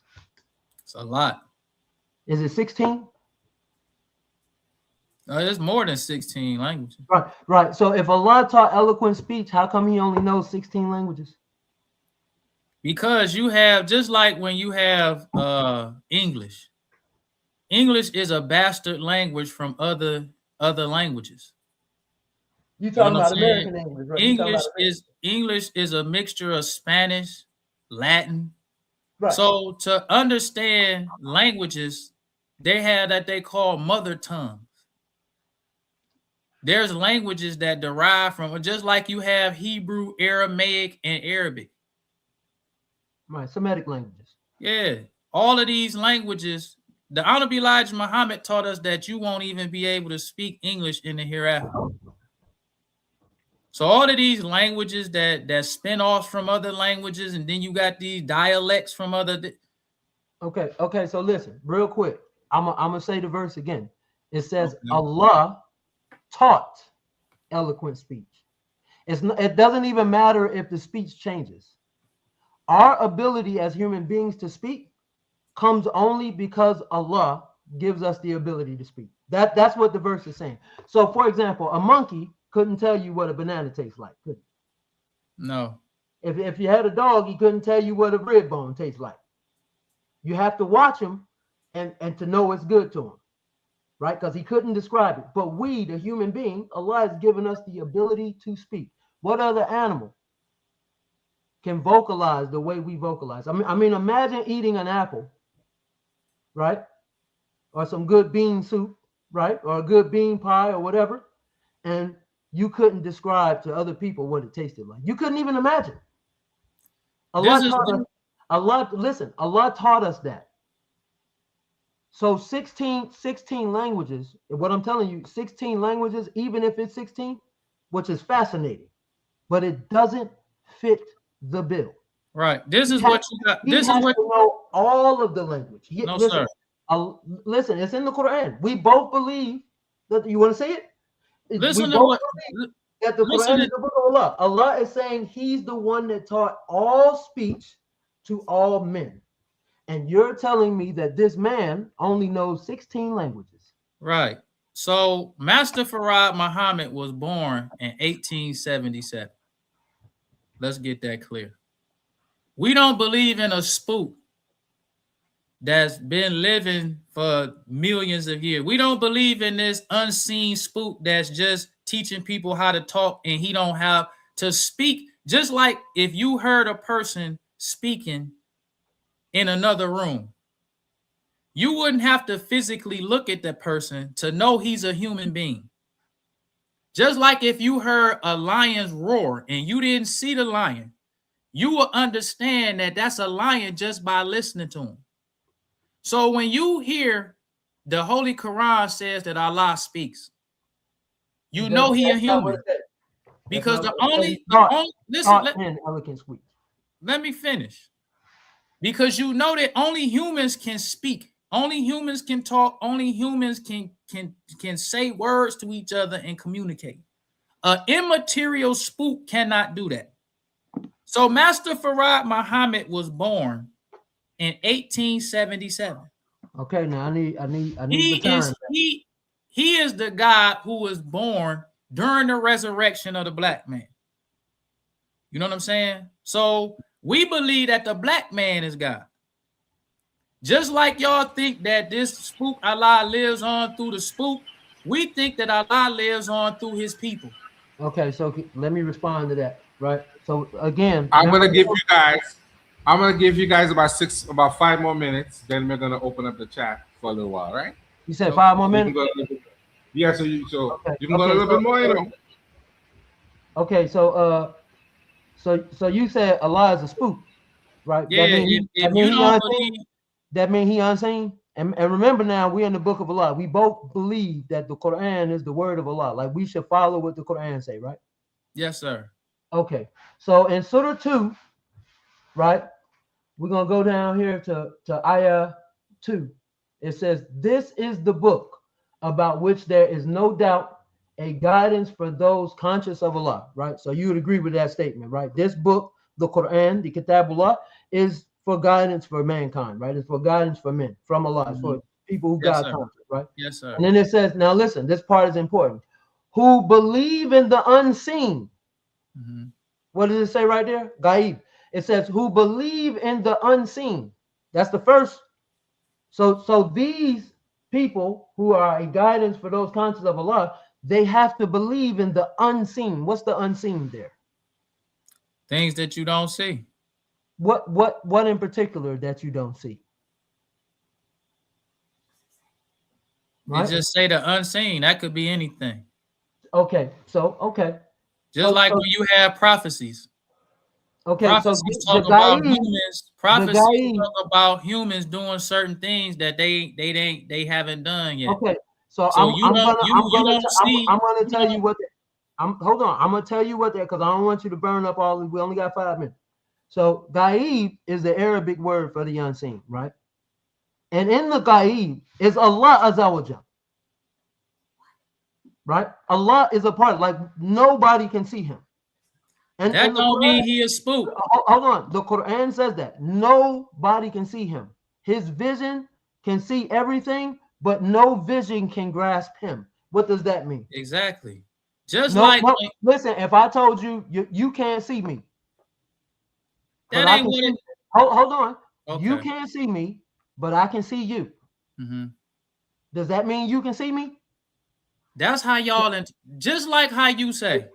No, when listen, it says, I'm going bar for bar with you. I'm going bar for bar. This is not my interpretation. This is what the words say. It says no vision can comprehend him. No, it does not. It don't say no vision can grasp him. Do you want to look at the verse? Right. I got it pulled up right here. Just like when you have in the Bible, it talks about the King of Kings and the Lord of Lords. The particular king that Allah is a king over all the other kings. The other kings can't grasp the king when you talking about Allah. When you talking about the Lord, he is the Lord of Lords, King of Kings. So whenever it's talking about vision can't grasp him, it's not talking about you can't see him. It's talking about you can't. He is so wise, so mighty. He's the best knower. We can't grasp him because he's so wise. Hold on, Khalil. He's the best knower, but he only needs him. It's not talking about you can't see him, because even the Orthodox Muslims believe you will be able to see God in the hereafter. They believe that. They believe that you will be able to see his face. After the they not believe hold on. After that's in the hadith now. That's a different route. Because that's what y'all. That's what because I want to be fair, because you said that you really don't know much about the hadith. But I don't. Okay, I don't so at all. I want to be fair, but yeah. But the Orthodox But Muslims believe that's after. that Listen, in the that's after the hereafter, day. That's after the day of judgment that you don't believe in. we do believe in the after the day. We believe in the So hereafter. who gonna judge you on the day of judgment? What you mean? Who's gonna judge you on the day of judgment? Allah is judging us now. How? What happens? What things happen before the day of judgment? Which brings up a great point, because you're often called, Farad the Mahdi. Mm-hmm. So let me explain the Mahdi to you from the Hadith. You realize that the Mahdi is a man Yes, sir. who comes behind Jesus or in front of Jesus. So the Mahdi comes first, and then Isa bin Maryam alayhi salam comes. Right? So the one that y'all claim he's the Messiah for the Christians, that's wrong by the Hadith. And then the Mahdi who comes before Christ and will follow Christ. We can look up the Hadith if you want. We don't let's get this clear. When I mentioned that the Orthodox Muslims believe that you will see Allah in the hereafter, I'm not saying that we believe what they believe. We believe it. I'm saying that they understand and they know when they telling you that the verse means that you can't see Allah. They believe that you will be able to see Allah in the hereafter. So all that stuff that you're trying to say about you can't see him and you ain't, that don't mean that, because they believe that you will be able to see Allah in the hereafter. Under what circumstances? I'm not saying that I believe like how they believe. Under what circumstances are the believers seeing Allah? What are the circumstances? Whatever the they gonna see him. Circumstances. They gonna be able to see him. Listen, the circumstances is judgment day has happened. And the believers have been granted paradise. Wallahi, the believers have been granted paradise. So yes, a whole different situation. You can see in paradise after you've earned your way into paradise. So then you can't say he's not seen. Listen. You can't say he's not seen. Listen. So let's do this. Let's do this. It's getting heated, and I can foresee a possible part 2 to this discussion. I would think that you guys will want to come back and do a part 2. Correct, brother Shabazz? We should do a debate next time. I mean, correct, brother Hughes? It's whatever I like bringing sources and breaking it down. Okay. So I think that you guys agree that you guys would want to have some sort of interaction after. You can get with brother DMG and decide what you want to do. Because right now, I see the temperatures turning up, and I like that. I want you to save some of that for a part 2. I want you guys to come in and decide if you're going to do a debate. And I want you guys to turn up on that debate. This was a wonderful discussion. But I definitely think you brothers need to come back and do a part 2. So let me drop the link into the chat, and we'll see who's coming in. I don't know if DMG is listening or what's going on with DMG, but I'm going to drop the link in the chat. And we're probably going to take this to the 2-hour mark, and then we'll see if you guys will get with brother DMG and come back and do something else. I think it would be wonderful for you guys to come back and do something. I would love to see a debate personally, but it's up to you guys. I like to see that too. That's what I like to see. So the link is now in the chat. So anyone who wants to come in can hit the link. So brothers, that was a beautiful discussion. You guys are very disciplined, and I like that. But next time I want to see you guys turn up. I want to see some controversy. I want to see some disagreements. I want to really hear you guys say what you disagree with. I want you guys to go in on each other. Right. Because you guys have set the premise. It was the first discussion that I ever had. So I as far as the discussions is going, I'm new to the discussions. It was a beautiful discussion, but I see you guys have set the premise where I see you guys want to go in a little bit more, probably into more of a debate, now that you know where the other one is coming from. Yes, sir. And that would be something great for the platform. We would love to see that happen. Yes, sir. So I dropped the link in the chat. Anybody who wants to come in can come in. DMG, like he doing what he needs to do. So anybody who wants to come in can come in. You brothers did very, very well. Khalil looked like he's disappointed. Khalil like he's disappointed that he didn't do a debate this time. No, it's all good. It's all good. I just. You know what I'm saying? I'm new to all of this. You know what I'm saying? I'm new to all of this. Listen, if we do a part 2, brother, go to the book of Allah. We You go to understand? the book of Allah. No. We just the difference without the without difference without between direction. Just start reading from beginning no, to end. it's Yes, not without yes. direction. Listen, you're missing the gems. You're missing the gems of Quran. Because What? even I'm gonna when tell you you something. Listen, Surah 7, 143, it says, when Moses came at the appointed time and his Lord spoke to him, he asked, my Lord, reveal yourself to me so I may see you. And Allah answered. What do you think happened there? So there Moses is asking Allah to reveal himself, his physical body to him. And Allah right, said, you cannot Okay, see me. hold on. If anyone has a question, they could always type it in the chat if you don't want to come on, and I'll put it up so you guys can answer it, but specify who it is specifically that you want to talk to, or you can come in and definitely talk to the brothers in person. If you're not comfortable with that, drop a question in the chat. We'll put it up for them. Let us know who it's specifically for. In the meantime, yeah, the super chat is open as well, so you guys can definitely put super chats. We have a membership as well for the channel, so you guys can definitely invest in the membership. The link to both Paradigm Shift and Worldview Wars should be in the chat. So the super chat is open at this point in time. Definitely take advantage of that. So the brothers, you can continue for a little bit more if no one has any, and if no one wants to come in. Okay, Step Into the Light has a question. Why do they seem to worship Muhammad when Isa is the one who will return? Is that for both parties or one brother in particular? She didn't specify, so I guess both of you can answer. Brother Nathaniel, you can answer that first, and then we'll let Brother Shabazz answer that question. So in Islam and Sunni Muslims, we don't worship Muhammad, right? So we follow Muhammad, and we offer peace and blessings on him, but we don't worship him. And as you can see from the title of the debate, my whole disagreement with brother minister here is that he believes that Farad, a man, is God. So, just like the Jews of old worship only Yahweh, we only worship Allah as our judge. We don't worship men.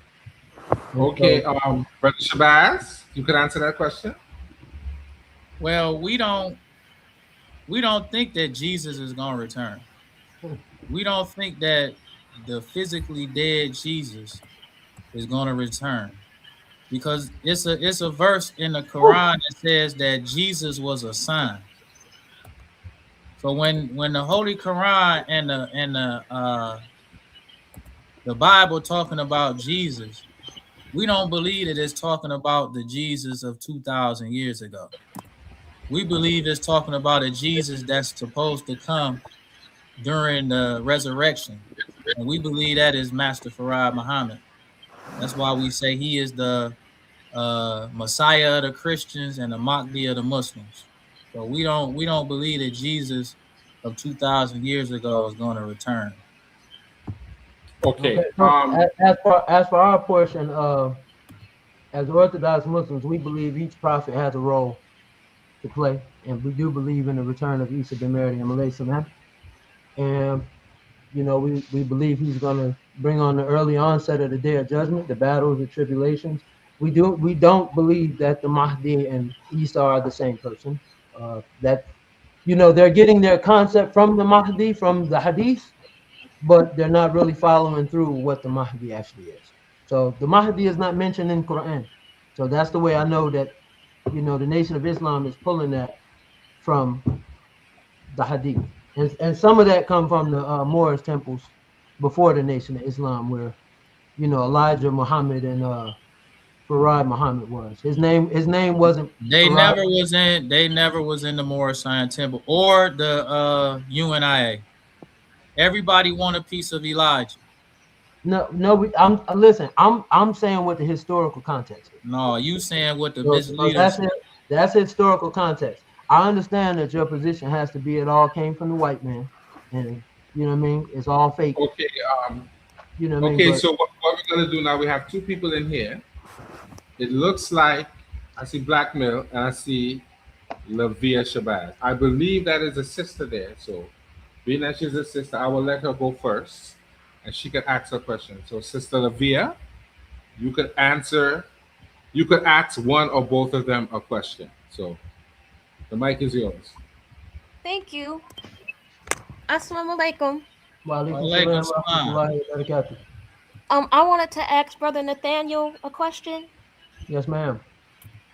There's plenty of verses in the Holy Quran that talks about every nation receiving a messenger.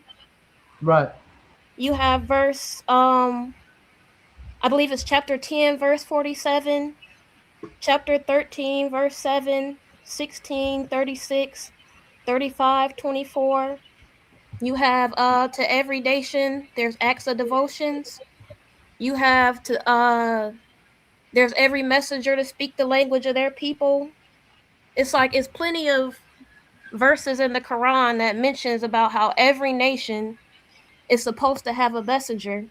So when I noticed you were asking like or making it seem like American so-called Negroes are supposed to speak Arabic, but No, what they don't. about speak the language of their people? And then like how could you say that Messenger Elijah Muhammad is not the messenger for the lost found nation? Because it could not be Prophet Muhammad if for every nation there is a messenger. How could our messenger be Prophet Muhammad? Okay, so we have to focus on the context of the word nation. According to the Quran, the nation is the nation based upon the prophet, right? So there's a hadith about how Allah will bring about the day of judgment. And when he resurrects the people, he will resurrect them by the nations that they came from. So Allah Azza doesn't recognize the black nation or the American nation or the European nation.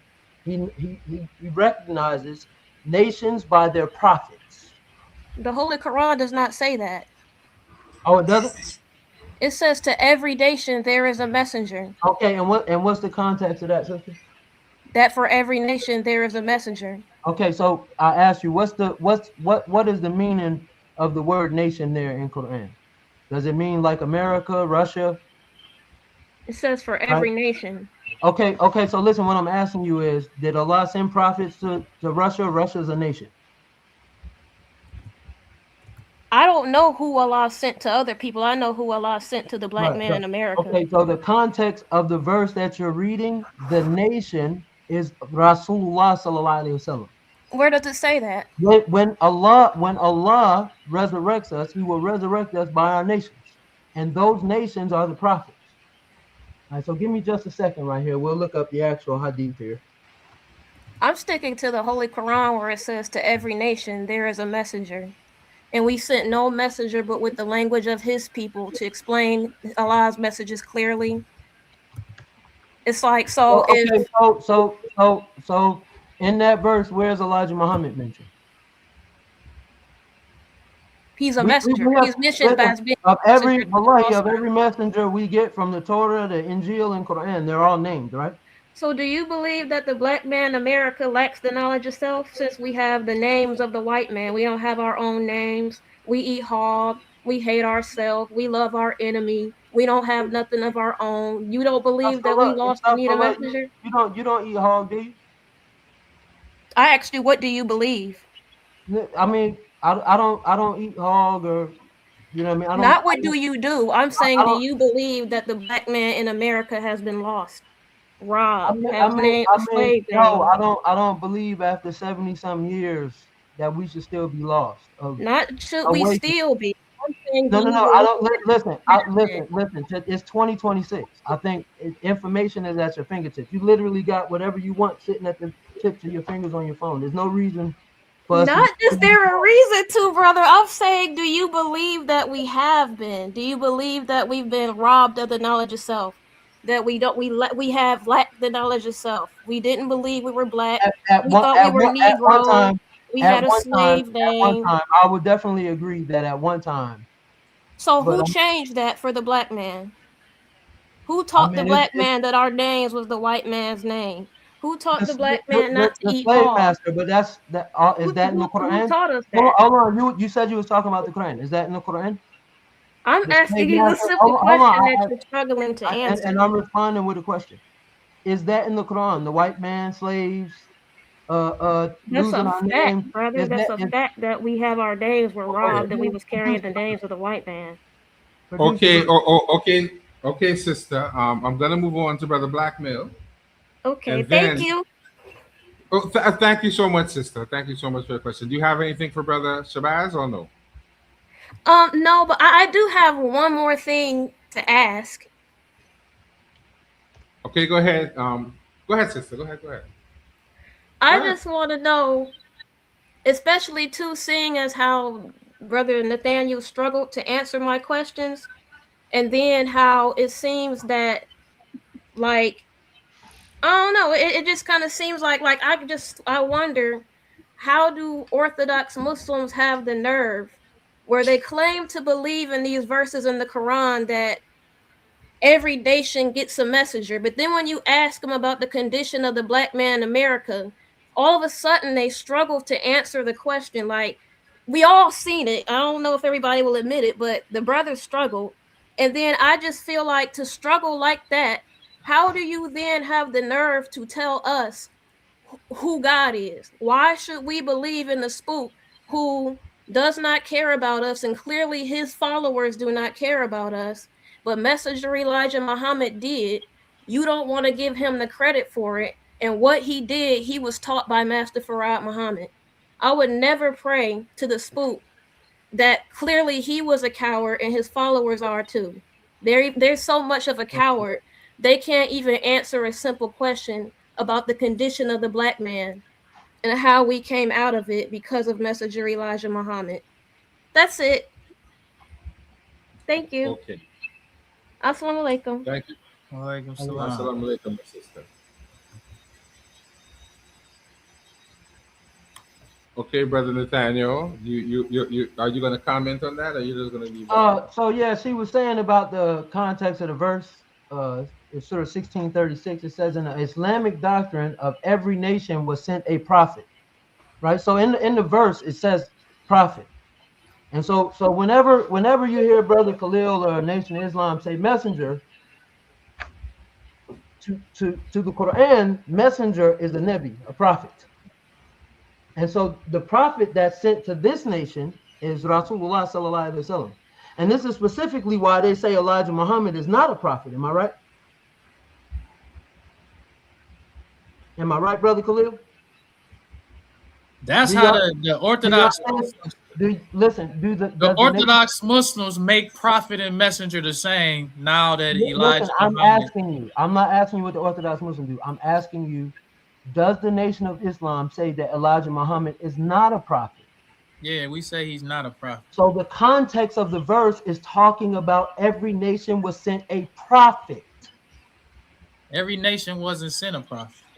Listen, in the Islamic doctrine, every nation was sent a prophet. Quran 1047, 1636. The term nation is understood as a distinct humanity, community, or people group. This is a nation of the prophet, not just black folks. This is why the Quran was sent for all mankind. The Quran says it. The Quran was sent to all men.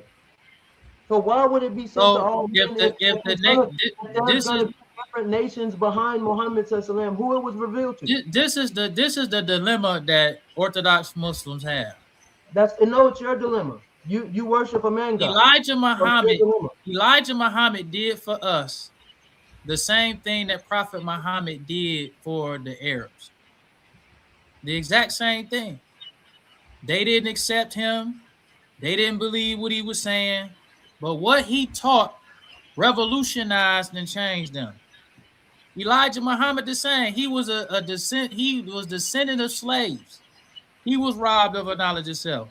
But what Master Farad Muhammad taught him revolutionized the black man in America. No matter what you say, you can't negate that. You can't act like what he did was, it wasn't divine. He took black men who were nothing and made them something. He transformed the black man, race pride, do for self. We haven't seen that kind of unity, that kind of love since him. regardless to what you say, Marcus Garvey didn't change. The black man was a Negro and You're a bringing colored up those. person. I already told you Before my Marcus position. Garvey, he was My a position, Negro and a listen, colored Brother person Khalil, after Marcus Garvey. position on the We context was between what the Negroes and Nation of colored Islam has before. done. The black church is the bedrock of the black movement. It always has been and always will be. What changed about us? What changed about us from the black? What did the black church change about the black man? Brother, listen, absolutely nothing. Listen, bro. Absolutely. Listen, bro. We're not going to sit here and spit on the history of other people just because they don't believe in our ideology. Martin Luther King lost. Listen, brother. Martin Luther King lost his life. Martin Luther King lost his life. Edgar Evers lost his life. Right? And they realized. Martin Luther King realized he was integrated into a burning house. Islam did everything, but we know that's not true. Okay. Let Brother Blackmail ask a question. You see, you guys made me sit up and move closer to the camera. So you know the talk is getting good. I had to sit up one time. So let's let Brother Blackmail ask that question. And then, unfortunately, I have to let you guys close out. And I'm sure you guys will definitely want to come back. Yes, sir. And by the way things are going, I think Brother Nathaniel is ready for a debate. He's definitely ready for a debate. I see you turning up a little bit. He didn't want to do it, but he gonna do it. I'm trying to play friendly. I know he didn't want to do it, but it seems like he's gonna do it. I know. So Blackmail, ask your question, and then we're gonna let the two brothers go. Go ahead, Blackmail. Yes, salam alaikum. I would say salam tat still too. Through the Ethiopian. All the same language, and I see, it's more like a theological, because that's what the debate really is, a theological debate. What I would ask Brother Nathaniel, does he believe in a Mahdi? Do you believe that there's a Mahdi coming or a Mahdi coming? Yes. Oh, so you believe in the Mahdi? Yes. Yeah. So through all the brothers you've been calling, you don't see none of these brothers as a Mahdi, like from the Marcus Garvey. No. So according to the Hadith, the Mahdi does specific things, right? He comes from a specific place. He has a specific lineage, right? So from my paradigm, from my perspective, he has to meet, the Mahdi has to meet certain requirements to be the Mahdi, right? He has to come in a certain time, right? So it wouldn't have been before Armageddon, right? And like I said, I wanted to be as fair as possible to Brother Khalil, because like I said, I studied him. I kind of know a little bit about. Listen, I know his enemies. You see what I'm saying? Like, I know the people that's hating on him online. So I kind of already knew that he didn't have a background in Hadith, but where they're pulling the Mahdi doesn't exist in the Quran, right? And so you'll find with the Sunni Muslims, we often say Islam is like a bird, and then you have the Quran and the Sunnah are the wings, right?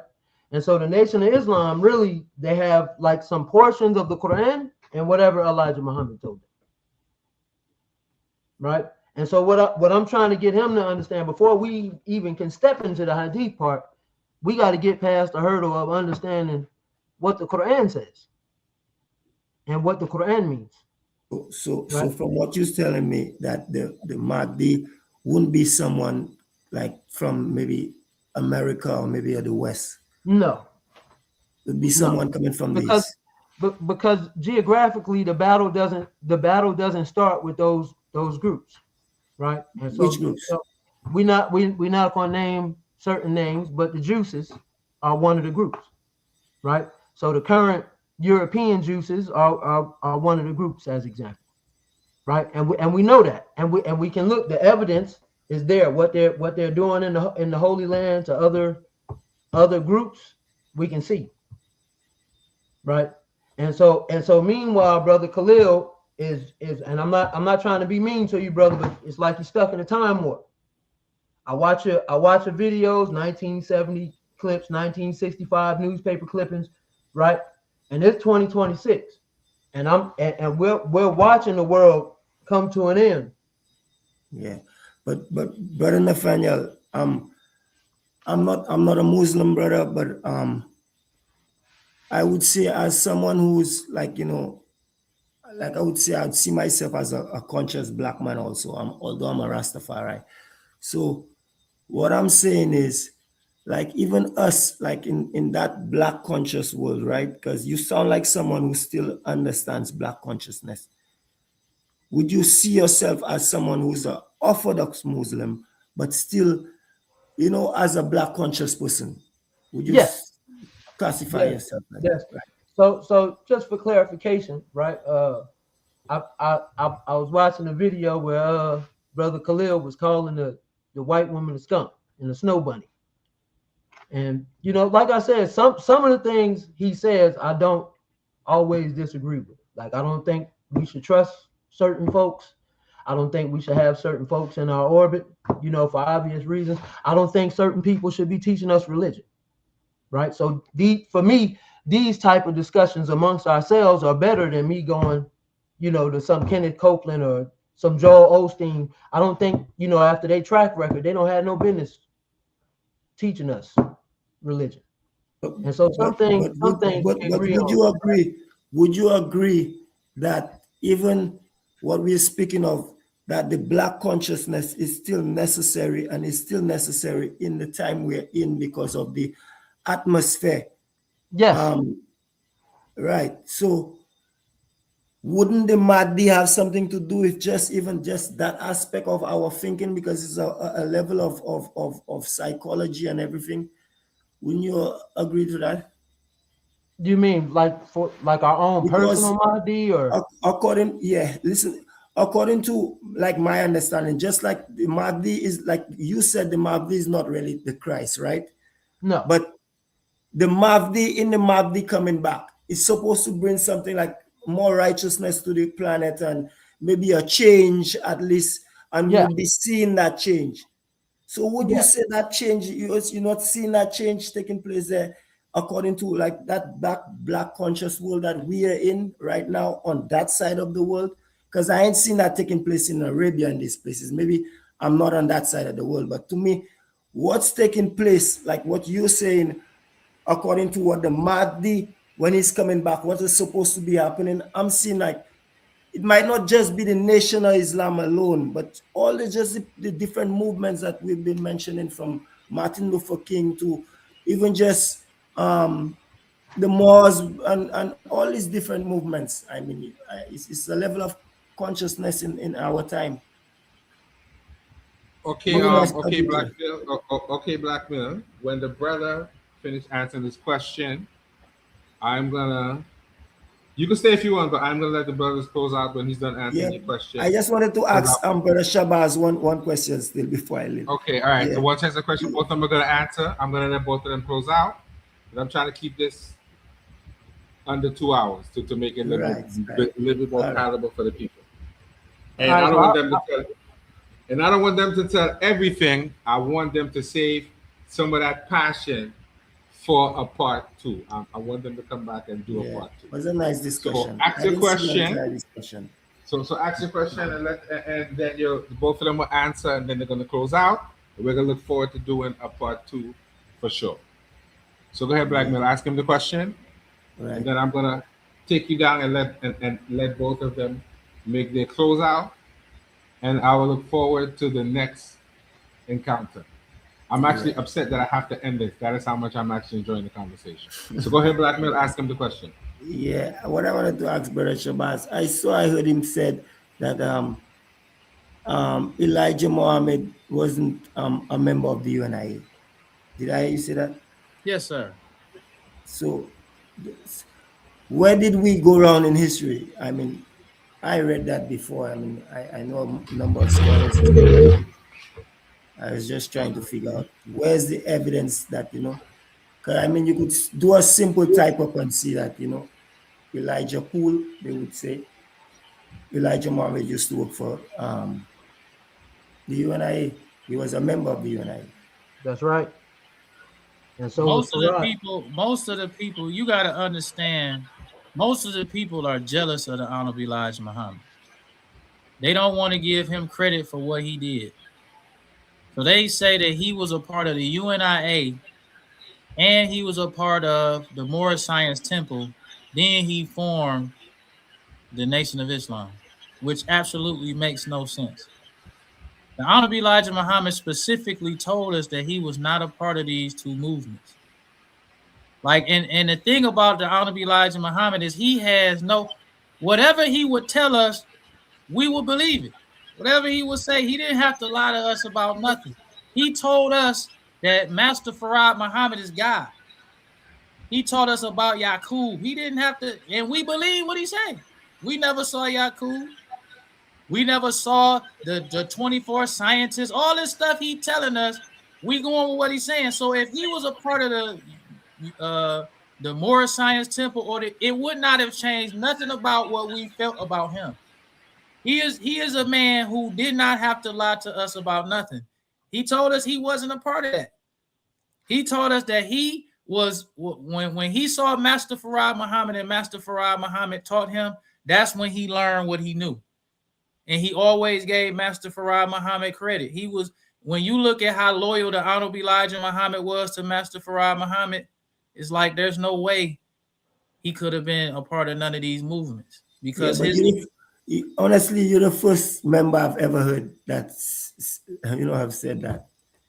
Yes, sir. I've never heard none of the other members of like the Neo made that statement you're making. But if you say so, I take your word for it. But yeah, because even in you could see if you're someone who's studying, like I'm saying, I'm not a member of the UNIA, but I do study Marcus Garvey, and I could see the same structure in the UNIA, which was a movement that was there before. The Neo is the same exact structure. Trust me, brother. If you study them properly, you'll see, and it's nothing wrong to say that that Elijah Muhammad learned certain things from, and they all maybe learn from each other. It's not to take away. I'm not asking the question to take away anything from the Elijah Muhammad guy. I respect Elijah Muhammad. And then even to see that the structure that Garvey had is the same structure that the Neo is going by up to a day like today. And then to deny Garvey's, what I would say, Garvey's contribution, and then just put Farad Muhammad over Garvey. And I mean, you could see the two of them, and it's not to put them over each other, because it's a bad thing to have us even debating over our greats. Which one is better in these things? It's better to just have all of them on a pedestal, instead of trying to put each other. But okay, Blackmail. Thank you. Yeah, all right. Okay, just to take each other's contribution, I think it's not to take away from each other. Okay, brother. Thank you for your contribution. I am going to actually let you go now, and I'm going to let these two brothers do their close out, and then that will be it. Right? So thank you, Brother Blackmail. So can I close out? Go ahead, brother. Yeah. Both of you can close out, and then that'll be it. And we're going to look forward to hearing from you again to do a part 2 for sure, and maybe part 3, 4, 5, 6, and 7 too. Because it seems like you guys have a lot to say. So you can go ahead and close out. Then I'll let Brother Nathaniel close out, and then we're just. So I want to close out on what the brother said. We don't say that try to put one over the other. We trying to let people know that God came in the person of Master Farad Muhammad. And we saying that the Honorable Elijah Muhammad was successful. We saying that he had the only divine solution for the black man. We don't say like we trying to put Marcus Garvey down. But the fact of the matter is that Marcus Garvey was not successful at what he tried to do for the black. We got to be honest about that. He was not successful. Noble Drew Ali was not successful in what he was trying to do for the black man. But the Honorable Elijah Muhammad was. There, we just can't. He cleaned up the black man, race pride. He actually had successful business that was operating for years. You know what I'm saying? Marcus Garvey didn't do that. And we're not saying that we put Marcus Garvey down, but we saying if the Honorable Elijah Muhammad was successful and he gave us the divine solution, we should accept it as that. We're not trying to say that to put Marcus Garvey down or Noble Drew Ali, but we not lessening the Honorable Elijah Muhammad to give more credit to these programs that was not divine solutions for the black man, just so we can feel like, you know what I'm saying? We're not gonna do that. Master Farad Muhammad is God. We telling that to the Orthodox Muslim. If you don't believe that, show us your God. Show us your works with the dead black man. You know what I'm saying? Don't just tell us about the Quran and what the Quran say. Show us some actual works of Orthodox Muslims in a community with the black man, resurrecting him, just like all the other prophets and messengers did with their people.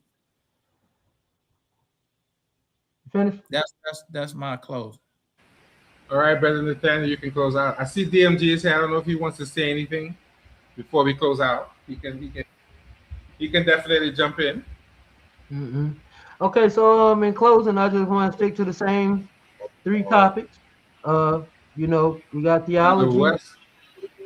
Hold on a second, Brother Wesley, you came a little too late. We are about to close out, but he's looking like an elder, so I'm gonna add him to the stage and let him make a comment because he's looking like an elder. May I ask All right. your key? Yes, sir. Yes, sir. Yes, elder. We were actually in the middle of the brothers closing out, but since you're an elder, I don't want to. Look, Allah is a dead black frog head, the vomit of Satan. You pray to a dead black Goodbye. No, we're not doing that today. Get that. We're not doing that today. We're not doing that today. Up out of here, bro. We're not doing that. You know all right. I apologize, brother. Sorry about that. Nah, that's fine. That's on him, bro. That's on him. That's what they think. They think they can tell us what to do. No, we're not doing that tonight. Go ahead, Brother Nathaniel. You can close out. All right, so yeah, I'm gonna stick with my same 3 topics: theology, historical records, which we didn't really go into, and which we can maybe in the second debate, and lack of evidence. If you notice, he stayed with the logical fallacy where he said everything came from Elijah Muhammad. So there's really no other outside source where you can verify what's said, and then when the plain reading of the text is there, he doesn't believe it. So, you know, the Quran clearly says that Allah is not a man. He can't be a man. No one can see him. You know, he's sitting on his throne. He created the heavens and the earth. You know, he agrees that there's a day of judgment, and we both agree that the Quran is the book of Allah. So I don't really see the hang up there. But yeah, I did enjoy the debate. Like I said, Brother Khalil, I'm gonna keep watching you. Watching your video. You know what I mean? I appreciate it, man. Yeah, and man, let me just say something, man. Don't be scared to turn them comments on, man. No, we just don't want to hear all of the nonsense. Yeah, like this person who just came on there. We don't want that kind of stuff on our channel. You know, I mean, listen. Sometimes the wildlife. Once again, I apologize for that. I really didn't know he was going there. But we put the number. We put the number on there. So if you have something you want to say, you can call us direct. Right, but well, yeah, I see the number up here. I ain't never really been to Detroit, but I seen the number up there. My mama asked about the bean pies. She seen the videos. Yeah, we'll see you some. We'll see you some, bro. Yeah, I mean, I know. You know what I mean? I know that as soon as I tell somebody I'm Muslim and they see I'm black, that's the first thing they say. Well, give me a bean pie, and I be like, yo, no. Like, you know what I mean? Hey, I ain't gonna hold y'all, man. Listen. So when I was growing up, my mother dated a brother that was in the NOI, and sizzling bacon and bean pies was a staple in the house for about 3.5 years. You hear me? And the bean pies ain't bad, bro. They not bad. I done had some of them. You know, I'm from Jersey. So, you know, I done went back and, you know, my mom was in the military. So I grew up in Hawaii. Okay. So, you know what I mean? So when I would come to Jersey, my uncle would have them. So, you know, my uncle's a Hebrew Israelite. Yeah, they taste like bean pies. They taste like sweet potato pie to me. That's exactly what it tastes like. It tastes like sweet potato pie.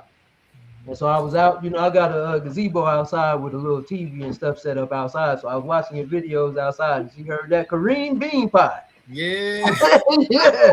As soon as she heard it, she said, "Yeah, man, how much man. these guys is? I'm gonna have to order some of them." Yes, sir.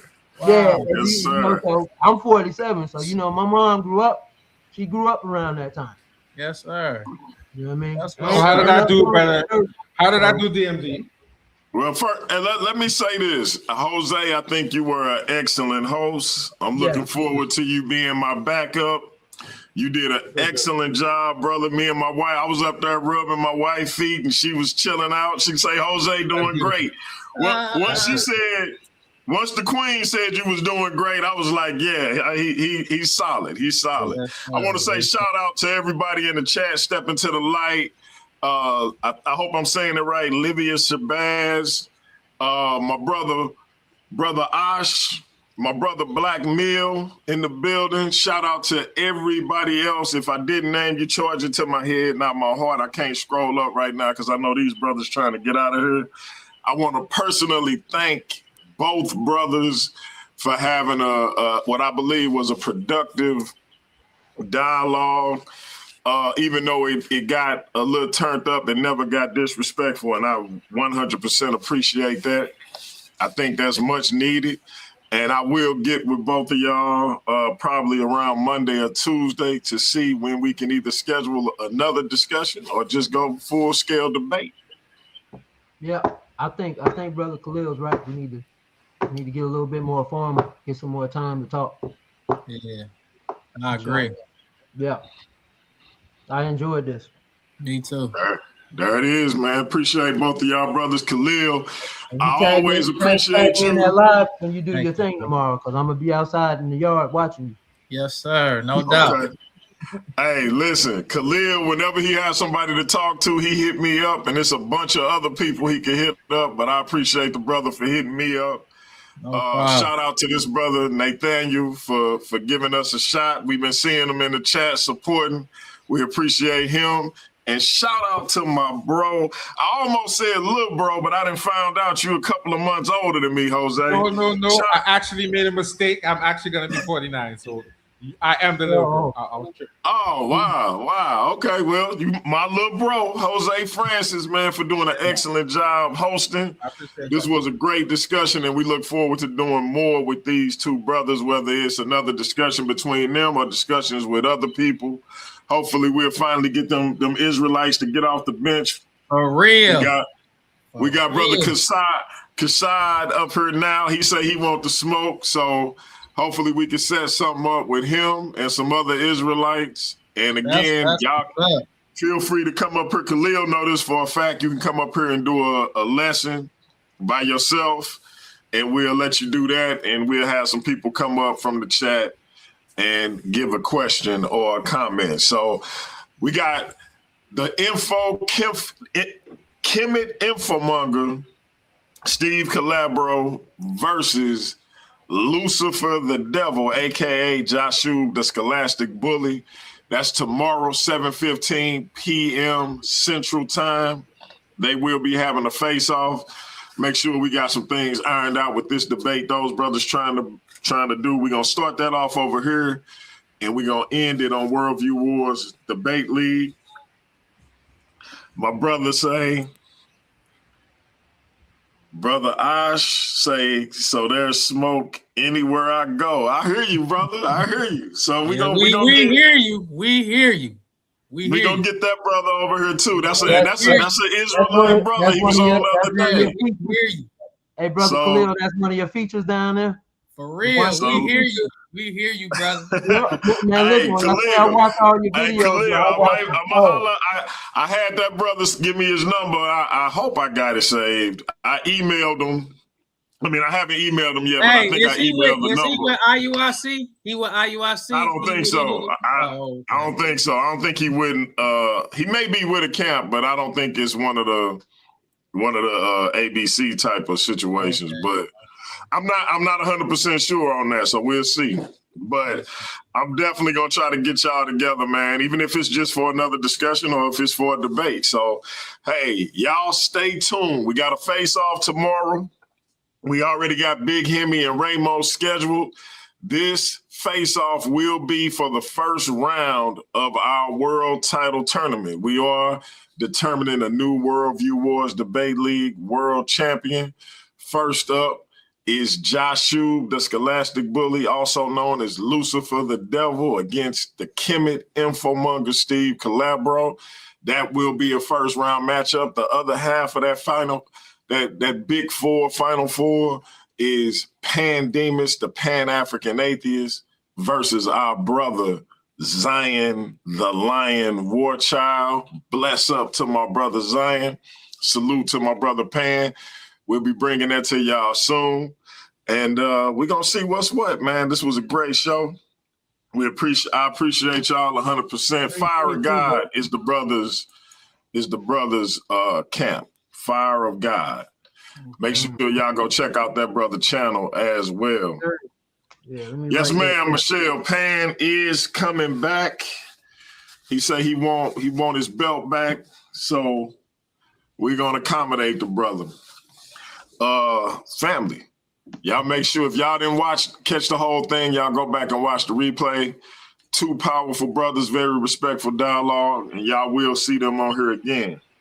Salute to y'all. Jose, close it out. Yes, sir. Well, as you can see, we had a wonderful dialogue. The brother is definitely like, share, and subscribe to the platform. He is pushing Black Church Thursdays for sure. So come check that out. We have a Takeover Tuesday that's going on. And I want DMG to know I want to do a special official response called I'm Taking It Back Wednesday. So put me down for Wednesday, DMG. Because he's taking over Tuesday. You know I'm taking it back on Wednesday. Hey, that was a good job. That was a good job, Jose. I don't know how I didn't forgot that. Black Church Files every Thursday. Did a great show. I appreciate it. Did a great show with our brother Damon Richardson. Go watch that replay. Also, we got my brother Byron Washington coming up. We got Pastor Robert Ash, Pastor Trey Williams, LP. We got a nice little lineup for y'all. BK Apologists will be coming up, and we're going to try to do some things with our brother Adam Coleman. DMG. Yes, sir. Hook something up with him, too. The BK brother you just said. BK, I got you. I'm going to work on it. So, yeah, family, we got a nice little lineup for the Black Church Files. We also got Takeover Tuesday with our brother Easy Bands. This is a brother I've been trying to get on for a minute, finally linked up with him. Shout out to the Godfather Sinetta for making that connect. Takeover Tuesday with Easy Bands. He is coming over to Paradigm Shift. He wants to smoke. He also going to be dipping his toe in them World View Wars Debate League water. So y'all make sure y'all here for it, man. We're going to keep trying to bring y'all some edutaining content. So keep rocking with us. So I can do Take It Back Wednesday, and when you do Takeover Tuesday, DMG already have some plans. Yeah, you can do that. You can definitely do that. Definitely do that. But don't forget about your side, man. He didn't put the challenge out there, man. We got to make sure we get that scheduled. All right, and tomorrow I'm doing Sharpen Your Sword with our Hebrew Israelite brothers. So tune into that. Captain K and Jose Francis. Should we follow the laws of God or the laws of Ma'at? That's tomorrow, 11 a.m. Central Standard Time. Sharpen Your Sword Radio. It's going to be on their channel, Sharpen Your Sword. It's also going to be right here on Paradigm Shift TV 314. All right. So you're definitely gonna have to give me a heads up, probably a half an hour before, to let me get ready for that. All right, and I'm gonna send you that link tonight, bro. No problem. So, brother, thanks again, brother DMG. I'm gonna see my way out of here because I'm old and I need to go lay down and sleep. All right, don't hit end stream because I got a couple things I'm gonna play. Yeah, just leave. Yep. All right, brothers. I'll tap in with y'all sometime this week, man. See when we can do this again, or if one of y'all want to come on by yourself and just do a lesson. We'll figure it out though. But I'm gonna tap in with both of y'all. Okay. All right. Salam alaikum. Wa alaikum salam wa rahmatullah. All right. I look forward to being on again and being with the brother here. You know what I mean? That's what's up. And make sure you tag me tomorrow night now. You didn't tag me last week Sunday. And I had to wait till you upload the video to watch what was going on. So make sure you tag me, inshallah. I'm talking to Brother Khalil. Brother Khalil, go ahead. You know he's gonna be in Temple tomorrow. He ain't tagged me last week. Okay, I got you, bro. Yeah, man, we done established connections. We brothers now. Okay. Yeah, I'm gonna be aggravating the hell out you. Did you read the Quran this week? Did you make your salah? Did you fast? I'm gonna be calling in on you, checking in. That's what's up. All right. Appreciate y'all, brothers, man. Make sure y'all exit out, and I'm gonna tap in with y'all later this week. All right. Thanks again, DMG. Yes, sir. Appreciate it. All right. So have a good night. Yeah. It's for the ones that smile in the group chat and switch faces in the back chat. Facts over narratives, truth over gossip, real over fake. You know who you are. Turn it up.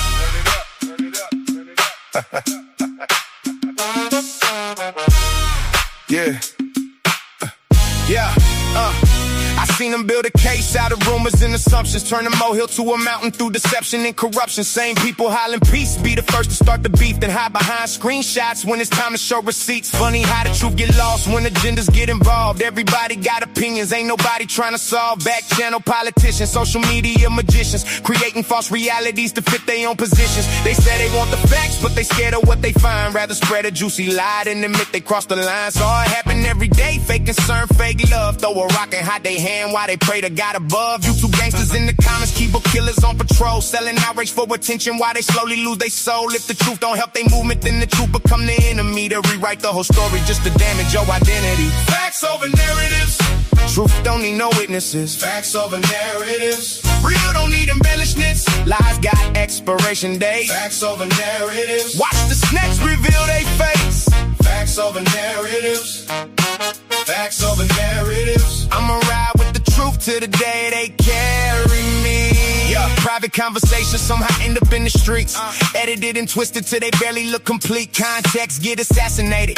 Motives fabricated. Every exaggeration somehow gets celebrated. The loudest voice ain't always right, but that's the game they play. Yell it long enough online, they think it make it facts today. Now everybody got a platform, everybody got a show, everybody got a story. Few got integrity though that tell half the truth and call it journalism. Manufacture outrage while disguising it as criticism. Then wonder why relationships collapse into division when every disagreement turns into public demolition. I learned the hard way. Some people need a villain to survive, need a target for their followers, need somebody they can vilify. So they create a character, then pretend that's really you, fight an imaginary enemy while the real you never move. Facts over narratives. Truth don't need no witnesses. Facts over narratives. Real don't need embellishments. Lies got expiration dates. Facts over narratives. Watch the snakes reveal their face. Facts over narratives. Facts over narratives. See, a narrative is easy. Facts require work. Narratives make people feel good. Facts make people accountable. That's why so many run from them. I ain't saying I'm perfect, Lord knows I made mistakes, but I can own mine publicly. Can they do the same? That's the difference between truth and propaganda campaigns. One survives examination, one collapses under flames. Every screenshot got a story, every story got a side. Every side got a motive, every motive got a lie. And every lie eventually gets exposed beneath the light. That's why I sleep peacefully when I close my eyes at night. The truth don't need an army, don't need 1,000 fake accounts. Don't need coordinated whispers trying to boost the wrong amount. Facts stand on their own, even when the room gets dark, even when the crowd gets loud, even when they miss the mark. So let them spread narratives, let them gossip, let them hate. History remembers truth, not the people who manipulate. Facts over narratives. Facts over narratives. Facts over narratives. The truth don't panic. The truth don't chase. The truth just waits. And eventually the facts catch up. Truth over gossip, truth over gossip. Facts over narratives.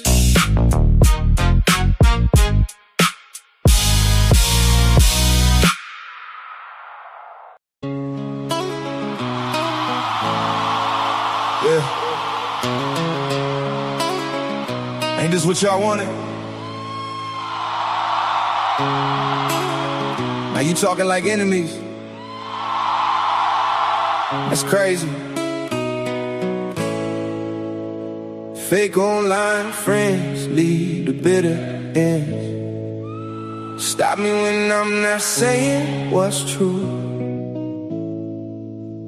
Did not give credit where it was due.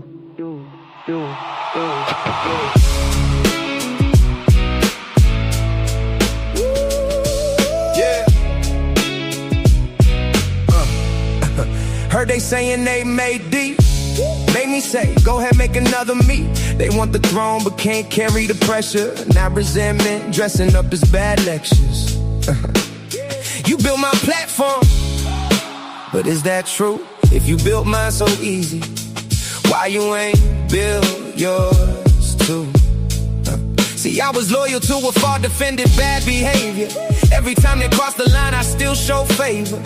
Now I'm difficult, huh? Now I'm controlling, right? After years of me sacrificing, maybe y'all was the reason for my plight. How many times did I compromise just to keep the peace? Now I move how I want and suddenly the friendship cease. Weak people call boundaries betrayal, that's facts. Couldn't control me, so now they attack. Wanted titles without warfare, crowns without scars. Talking reckless from the sideline ain't the same as surviving the war. You said I was the wavy on Sean's stage, so where was you when I was in that cage? Did you defend me the way I defended you? Guess silence is safer when the real pressure comes through, yeah. You said you made me, go ahead, make another me. If I was so easy to build, my spot should be easy to fill. Go ahead, make another D, go ahead, make another king. Funny how they hate your name, soon as they can't control the thing. Y'all scream family in private chats, call me brother on live streams. Never thought it'd be like this in my wildest dreams. And truthfully, I ain't even mad at you. Some things you just can't undo. Now that I know you a bad actor, yeah, you're just another non-factor. See, when they can't duplicate your presence, they seek ways to destroy your essence. Then, when it's revealed they a scavenger, they try to assassinate your character. You couldn't organize a card game, but claim you built me. Then do it again, go ahead and make another DC. I don't watch allies become my rivals, hoping the hate fuels their revival. But lies be the language of bitter men. Oh well, only so long fake thugs can pretend. I opened doors and shared what was mine, but some people only love you when they're basking in your shine. So let them talk, let them complain to whoever will listen. For better or worse, I'm the only cook in this kitchen. You said you made me, go ahead, make another me. If I was so easy to build, my spot should be easy to fill. Go ahead, make another D, go ahead, make another king. Funny how they hate your name, soon as they can't control the thing. What's done is done, what's said is said. I survived every attack and I'm still not dead. So if you're the reason I became who I am, the way you claim it to be, prove it. Go ahead, make another me. The infamous DMG.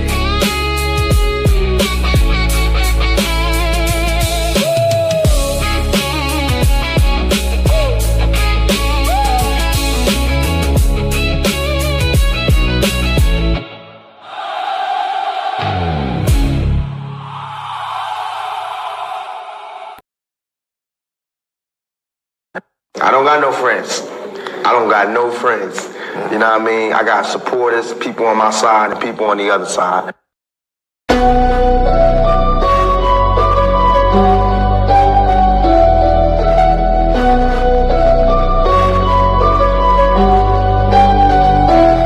Welcome to the shift where the whole room glows. DMG vibes got the city on go. Stand on what you know, every mind gon' grow. If you flat, I'm with you, let the whole world know. Paradigm like, yo, shine just right.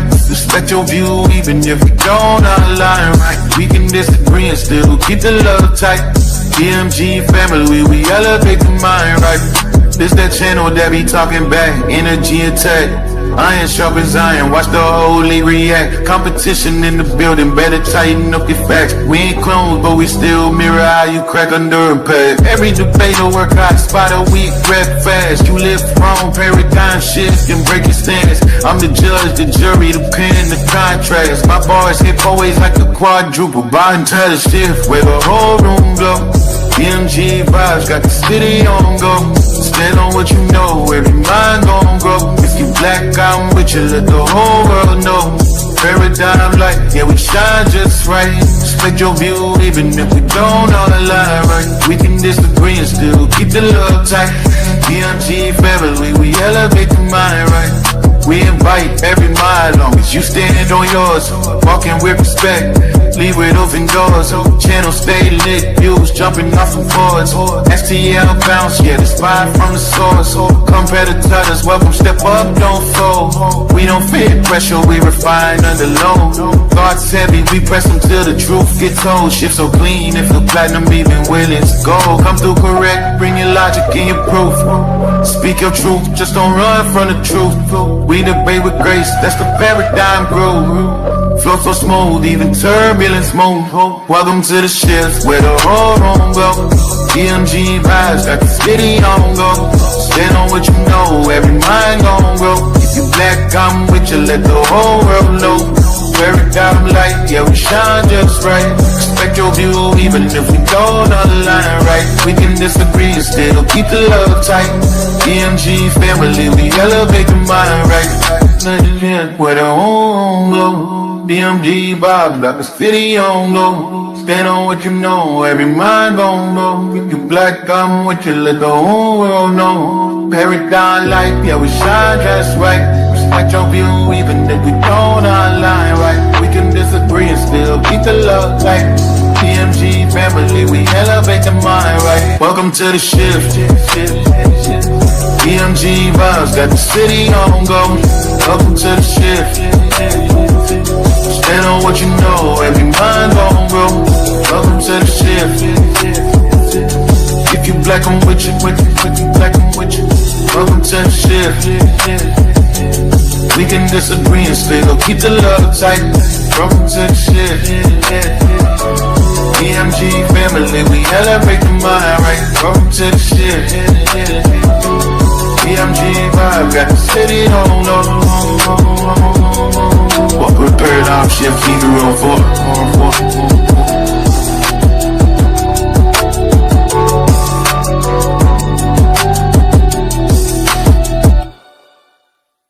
Y'all know I say that greeting for one reason and one reason only. It's because if you black, I'm with you. And I hope that you with me.